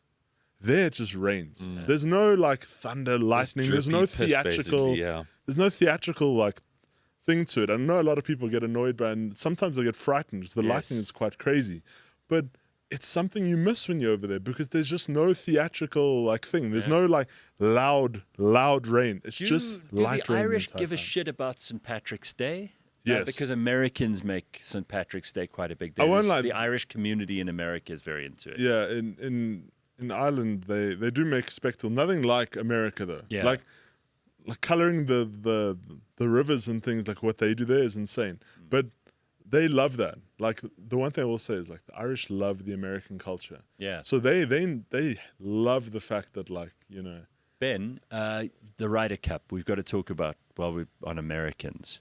Yeah. So the Americans behaved very badly. A fair few of them did, I know that the Ryder Cup isn't Augusta, where Americans behave themselves, but it's also because they keep out the pikeys. So you were at the Ryder Cup. Yeah, true. No pikeys. But what were your thoughts on the Americans booing the Europeans, shouting the whole time, making a racket? I saw you posted a couple of things about how great it was, but did you find that annoying? It was a little bit. I think it comes back to a generation of people who've just never been punched in the face before. Right. And then they have no accountability in how they act. Yeah. Their parents didn't fucking discipline them. No, they don't. Yeah. And there's a couple of factors, but... golf's got this very strange problem right now about this whole thing about growing the game. And for some reason, some people just think golf is a place where you get completely obliteratedly drunk. Which is very odd because I like playing golf. Okay, now, when you're in Asia and you're sweating, a couple of beers, that's quite nice on the course. But I never drink when I play. So I like to be sharp, and I'm in a golf ball. Right. I can drink anywhere in the world, but golf is golf. It's really great. So you've got this generation of people now that come in, they only play cart golf. They arrive with a cooler box. They just get blind drunk and they act like absolute pricks. And then they think they can now take that to professional events where they can then shout at the players like they would shout at a hockey player or a baseball player, whatever. Right. Whatever. And abuse. It's very average behavior. It's very shitty. And golf, unfortunately, has to look at this and go, okay, that's not what we're about. We don't need those people. The game's good enough as it is. We've got Ede Manor, places like that want to host things like that. You can take golf anywhere. It's great. Asians love golf. Everyone loves golf. You don't need extra 10% of shit to come into the game. So are these just shitty people who are filtering in because they've opened up the gates too wide? Unfortunately, this last Ryder Cup was a fantastic example of that. They must have made record amounts of money. They must have made, I don't know, $300 million or whatever it was. But at what cost to the actual brand of the Ryder Cup? And to the people who have always been there, do they want to go back now? Maybe not. Maybe they'll watch it on TV. I'll tell you what, though, with the prices of the Ryder Cup in a day, only the elite are going to be able to afford it. I mean, you're looking at €4,500 for 1 or 2 days of just watching, by the way. I mean, so that'll be a prime hospitality package. Yeah. That's not okay. And most of those trashy Americans you're talking about won't come. So they seldom travel across the pond, as they say. Yeah. So a European Ryder Cup is probably the best one to go to by far because the Americans it does attract are ones that have traveled. They're a bit more educated. They're a bit more classy. They've actually gone somewhere on holiday to go see culture, not just get shit drunk. Okay. So yeah, it was cool to see the American Ryder Cup, but the European Ryder Cup is where you want to be. Very good. Okay, so what other things do you get to do there? You've been to some sport events, Ryan. You've done some cool things around. Look, have you watched that Gaelic hockey nonsense? What is Gaelic hockey? So it's called hurling. Hurling. Yeah. Look, I'm not gonna lie to you. I've had to adapt to it. Because when I first got, I it's thought like it was Quidditch. It's like Quidditch without the magic. It is. It's literally okay. So Gareth, you'll love this. They literally run around with sticks. And by the way, this is the biggest event in It's Ireland. an outdoor team game of Gaelic Irish origin. It's the Yeah. biggest thing. Like Ireland's version of Ronaldo plays this shit. It's true, and also it is one of the first. It's one of the oldest sports, according to the Irish. It's one of the oldest sports still being played. The thing is, the players don't get paid. I just want to mention that because to me that's just wild. So these guys can literally, they have a normal job. You can go see them at, if they work at a hardware store or whatever. And they mixed sex, so you have men and women in the same team. Well, I don't. They are in like regular clubs. I know there's like Gaelic football. Club knockarounds, sure, but you don't not have the anything professional. like this where women play with men. Look, I could be wrong. Maybe I don't know enough about it, but like the few games I've seen, it's predominantly men who play it. But apparently, when it's played by women, it's called camogie. Camogie. Okay. Oh, camogie. Yeah. Okay. But the thing is, it's kind of like a mix of puspa. It's a mix of hockey and like attempted murder. Indonesian puspa into the conversation. We're trying to keep it on the Irish queefers. But like this is the thing. It's oh, there it is. Yeah. So that's a hurl. Like what that guy's holding there, it's a hurl. Like a big spoon. Yeah. Right? Yeah, so like it's also like a spoon. See, they've always got some local Oaks fucking name as the sponsor, like O'Donnell's Hardware Store. Supermax as well. Yeah. O'Neill's Pub. No, so it's this sport, let me tell you, is vicious. It is vicious, but also it is watched by every single person. If there's a game, like I was walking through the town the one day, there's like not a sound. You go to every pub, it's full. These people, even like if they're working at a store or whatever, they literally all in the corner watching this, and they are passionate. Yeah. They are like, because like if we have games where like Cork comes into Limerick, then if they win, they go and flood all the like pubs on our side, right? And people hate it. Because then it's truly tribal with these guys. Like I was in Spain watching rugby at an Irish pub. Check it out. And all the Irish people that were there to that event, they were all watching this shit. Yeah. The biggest screen was given to them. Yeah. It is huge. In Ireland, this is the biggest sport. Yeah. And then like the grand final of whatever this thing goes to that Croke Park place. Oh, Croke Park, yeah. And that's a huge stadium. It's a god-awful stadium. And like it's pretty in places and then it's like really rough in others. But it's huge. It's the national stadium. I've learned so much this morning. And I don't want this show to end. I want to talk about Ireland for another 3 And that ball's called a slitter. A slitter. That's what Slitter. It's called. Yeah, slitter. It is huge, Gareth. It is like the most popular sport there. And you have to pick a team and you have to pick a side and you cannot change. You have to get a tattoo. A ball hit over the bar is worth 1 point. A ball hit under the bar is 1 goal and worth 3 points. So you get a point or a goal. And I won't lie, I've tried playing the game, like I have a hurley at home. Only in 2010 did they decide all players must wear a suitable helmet. Before that, they obviously had lots of people crush skulls. Attempted murder. So if you look at like Australian culture, right? AFL sport is so fucking feral. Yeah. It really is. Yeah. That's and true. this is just basically them doing the same thing. It's like, it's our sport, it's our identity, and they live and die by it. Eh? They do. Like we love rugby in this country. Yes. We love football and stuff. And so it's like, different with this stuff. Yeah. And it's also cool when you go watch a game, Gareth. Like if you go to a stadium and you watch these games, firstly they're all full. There's never a time when a stadium is not full. And then when the games end, like the whole, like everyone walks out, but it's like massive. You're walking into towns with like thousands of people, and you just check each pub kind of just fills up. Like as the people go, they just kind of fill up the pubs. Like the vibe is insane. It's awesome, and those hurling players are praised they're of the highest order. Yeah. Oh yeah, you should see like women fall to their feet, and I'm like, you realize they don't get paid, right? Like these guys play for free. It's almost that makes them so yes, because they work their normal working job class heroes. Yeah, right. You know Yeah, what? Speaking of women, Ireland, are there lots of pretty women? Stunning, yeah, really, for sure. It's got just good teeth. They've only been free for 80 years, Gareth. What were they before that? Slaves of the British? They were, yeah. Well, you And so, bought like- into the propaganda. That So- was when they were civilized. Well, All right. Well, Okay. But you say they're in good condition generally? yeah, generally, yeah. A lot of Look, self-tan and blondes.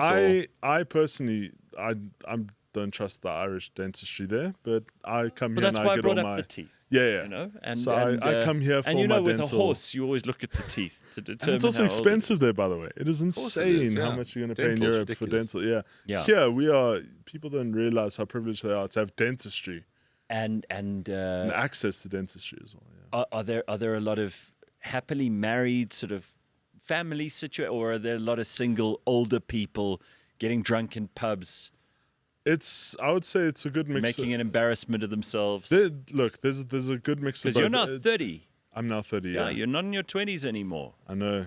It's Find an Irish wife. I'm looking. Okay. I'm looking. I've gone out with a few there. Stunning women in Ireland. Okay, good. Good. In terms of like the people there, like there's family. Family is a big thing. Then the nice Good. thing is, it's a lot more free than here. Than I remember growing up. What do you mean? So like for example, when I went to a McDonald's one time, you see these kids get together and like they're all on their bikes, or they all come together. Just no adult supervision. Right. These kids just come together and they're kind of they're kind of free to roam around the streets because it's safe. It's safer, okay. Whereas I remember we always had to have supervision growing up. We were always brought to a restaurant or Yeah, things, and that's like right, now it's not too safe for kids to kind of do their own thing. And the family things, there's a lot of family entertainment there. You know, like a lot of families get together and they do walks and it's a very like Sounds wholesome yeah, place. it sounds healthy and bucolic. And It is. Yeah. But then you also get your you get the bad side of it, which is like there's a massive drug problem. So way what more kind than of drugs here. do they do? They do crack. They do. Oh, really? Yeah, like there's people on the streets regularly. Like you pass them every day. Like there's this one guy, Stewie. We pass. The entire town knows him, and I feel for the guy. Stewie's famous for being a drug addict. Massively famous. Apparently, his Crackhead. like family's rich. Okay. And they just kind of disowned him because he got into drugs. Hey, it happens. And he came to me, asked me for a euro, but then he told me how the Irish rugby team beat South Africa at some point when I first got there. So he's Stewie. lucid. And I was like, so listen, you're not Stewie, getting I mean, a he's euro not from he's me. not a total. He's not a complete fuckwit, but he's I certainly would not s- in control of his life. I would say You think he's a he is fuckwit? now. Like yeah. No, he is for All sure. right. So Like he sleeps on the streets and oh, okay.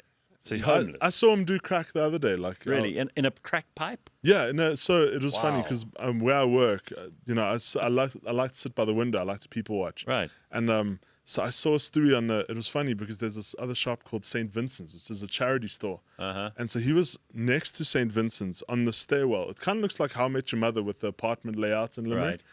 And he was sitting on the thing, and then he kind of does that thing where you get your jersey and then you kind of do this, and then you kind of Get your crack pipe. you kind of do your crack pipe under there. And then the owner of St. Vincent's came in like, get away from here. And I was like, isn't that ironic? Like the dude is trying to. Yeah, it's a charity It's shop. a charity shop. He's He's trying to let that do rehabilitate his people. fucking crack in your charity shop. He got so upset. Oh. But yeah, bad drug problem there. And I imagine in Dublin, it's way worse. Like Limerick has it bad. Right. But I imagine in Dublin it's worse. Hey, but every village has to have its druggie. Yeah. Every village has to have its drunk. Yeah. You know? And I mean, there's this one guy who literally, the pubs, if you're at all these different pubs, if you're on the outside, he literally comes and just asks people for a drink. Even if you're not finished with it, he's like, can I just have the last? Yeah. Like And- he bums off everyone. Yeah, and then you see all these women What's get his upset. name? Why don't you go? I don't know his name. Okay. That one, everyone gets Saoirse upset. or with him. something. Sure. Yeah. Oh, I'm trying to think of. I would like a be common I name. would be thrilled if I walked into an Irish pub and I saw that little Prime Minister Higgins or Mr. President. If I saw him President, yeah. sitting up on a high chair with his feet dangling, and that hot policewoman that you said now, Yes. ordering him and me a beer. Yeah. And maybe Stewie outside with his crack pipe, looking through the window, trying to be part of the fun. This just sounds like a Friday night. It Gareth. sounds like a Do good. you It know what I sounds mean? like a This good just time sounds like in a normal- Ireland. It really does. I'm excited. I for encourage everyone if you get the chance to come in, if you get the chance to go, definitely it's worth going. 2027, guys, you can Yeah. always experience a new place via a sporting event. Yeah, 100%. But it's also a bit safer as well. Well, And- you can speak now with authority, Ben. In a couple of weeks, you've done major. You must have fucking loved shit. that. Yeah, it's been incredible, Ryan. It's been absolutely incredible. Are you I know- tired from all the flying? I'm exhausted, but people always like when they travel a lot, they come back with like philosophical blah blah blah about their life, whatever. Fuck that. I just had the greatest month of my life, and it's just that's the story. Amazing. Were you with Tracy? Yeah, with Tracy and I from Two of Us went to the Thailand to play golf, and then I went to ride a cup with a friend of mine, Justin. Okay. Because he's about to move to America, and then now we just did a big thing with Two of Us to go to the Singapore Grand Prix. Bloody fantastic. Awesome. Before we wrap this up, you're a Swiftie. Your comments on the new album, because we started with Taylor Swift, we got to end with Taylor Swift. I know this people think this is counterintuitive, but actually this show, we're a major source of pop culture news for some people. News. So what can you tell us? Have you listened to any of it? So if I'm very honest with you, Gareth, I haven't actually listened to the new Taylor Swift record because you know it's fallen off the wagon since she got married. Huh? No, he's found another way to talk to girls. No guy goes, "Oh, Taylor Swift's great, love the music, whatever." You're trying to get a network of girls that you want to eventually stick. Yeah. No, so it's progressing, but also I've also kind of seen I've seen the angry side of the Swift community now.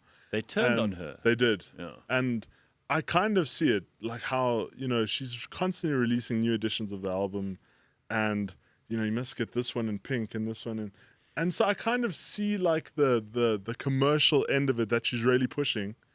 And in a lot of ways, I have big respect for Taylor Swift, obviously because she signed a contract with Universal after her Sony contract it was terminated for that reason. She is a marketing genius. Yeah. I was talking to this friend of mine who I'm seriously thinking whether or not he should be a friend because the way he's talking about her. Okay. But he was saying that all these Easter eggs on the music video, if you zoom into this, you'll see that, and she's dropping like hints in the lyrics about stuff. And for sure, you have to be seriously mentally ill to be that invested in. But I understand. I mean, some people's lives aren't full enough, so they need to fill it up with Swift shit. No, and what do you think of the husband, the prospective Travis husband? Kelce. We like him. He's cool. We like him. No, right? He's cool. But He's also. Is he a serious human being, or is he also just a pop culture creation? Phenomenal sporting talent, very successful man, terrible taste in women. Okay. All right. Ryan. Yeah. So Ryan, having tasted Chicken Hut, is it superior to KFC? No, I still like the KFC. Okay, you prefer KFC? I still prefer Is Chicken the Hut KFC. superior to anything? When you're drunk, Ben. When you're drunk. When you're drunk. Can you imagine? Can you imagine the vat of slop that little thing of gravy comes from? Because that's not bespoke. They scoop it out. It's an actual. That bottom thing there. That's an actual trough that they ladle out into. Is that their logo, Chicken Hut? That looks like it was invented in the 70s. I wish James actually found a picture of the location because it show looks. us a Chicken Hut shop before we There go. is only one. Well, as far as I know, I only know There's the only one. one. There's only the one. Yeah, because it's a Limerick thing, but at So the same it's time, not a it's franchise. Look at it. I'm not sure. There. Oh, for fuck's Okay, sake. wait, but that was when it still looked good. It looks like a jail cell now. That's when it looked good. No, they've locked it up now. It looks like. Do you know how Why? like? Because people steal the chicken? I have no idea. To be honest, I don't know what. It just doesn't. It looks like so the you're least telling me fun this is place. not a thriving franchise? Ben, I was expecting one at like bus stops, airports. No, Ben, you must know. It was before KFC was invented. This was it. Colonel Sanders came to Ireland. There we go. I told you, it's like a Hardy Dog shat on your meal.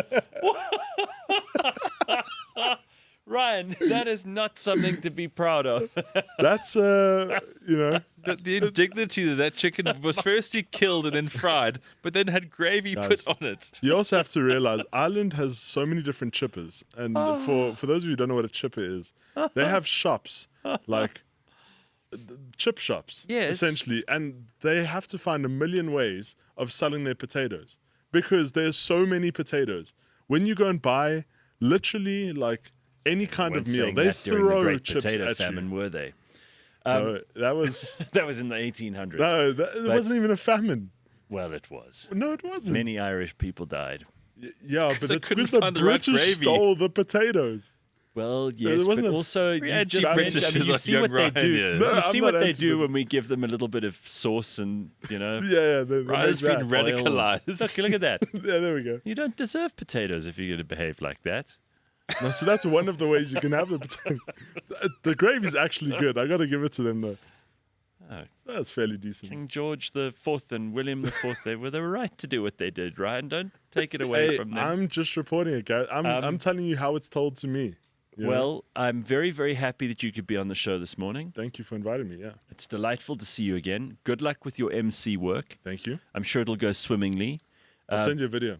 Very good. Yes, absolutely. And Ben, no travels this weekend. No, I go to Cape Town Monday night to go win a golf tournament. I'm back Wednesday night. Good. Okay. Yeah. By the way, we just got back from the Bachelors on the weekend. Went to Dahlstrom. Nice. What Nice, a place. Yeah, that's fun. They played the 18 holes there. Look, I didn't play. Did you play Highland Gate? Highland Gate, yeah. Highland We Gate stayed is- in Highland Gate. It Highland Gate insane. is phenomenal. It is beautiful. It's I one of my happiest. Yeah. Yeah, I highly recommend. It is. Okay. We stayed at a beautiful place there. I think the place is only 3 months old. But wow, I didn't know there was money in Dahlstrom. Like when I heard we were going to Dahlstrom, I just Only know it's 3 cold hours and they from have here. trout. Yeah, you know. It's only 3 hours Yeah, from 3 here. So hours. Didn't remind you a little bit of Ireland? Not No, at all. it's Well, dramatic. it kind of reminds me a bit like Adair, like with how it's looked after in Highland Gate. Right. Stunning place. So it's an incredible place. I want to go back. yeah, definitely recommend. Lots of people horrific. That graphic now, that picture we have of the food.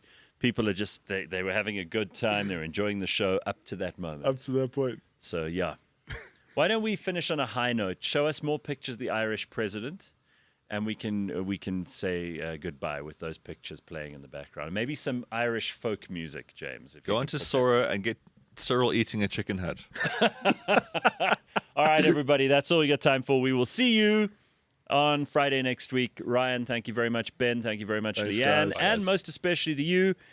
Don't forget to leave your comments, to like, subscribe, etc., etc. There are lots of other shows, including On the Bounce with Ben, Pearl, and Tando's show, and we've got The Shady Pod. The Shady Pod, by the way, the Shady Podcast is, they had Musi Maimane on. Did you see? Oh, very nice. He used both of his accents, his white northern suburbs trying to appeal to the white people accent, and he went very, very township for a English little run out. bit as well. So you get to see all the parts of... And by the way, I've got to congratulate Musi Maimane, Patricia DeLille, and Songezo Zibi, who all together, I think if you put all of their votes together, they get 1%. And they've decided to throw in as a collective. I mean, as long as it lasts, who knows? It might, they'll have an argument and then it'll all fall apart. But all three of them got together. Well done, guys. There are going to be some white liberals in Parkhurst who'll vote for you this year, and you might get to 1.5%. All the best. There he is. Gareth Cliff. Oh, he's a man among men. He's awfully handsome, he's a 10 out of 10. He's smart and he's clever and he'll never ever quit. And all you lefty commie assholes, he's not taking your shit. He's got excellent stories, he's got excellent jokes. He'll put you in your place if you are blue-haired and woke. He's physically strong and he is mentally stable and he knows his way around.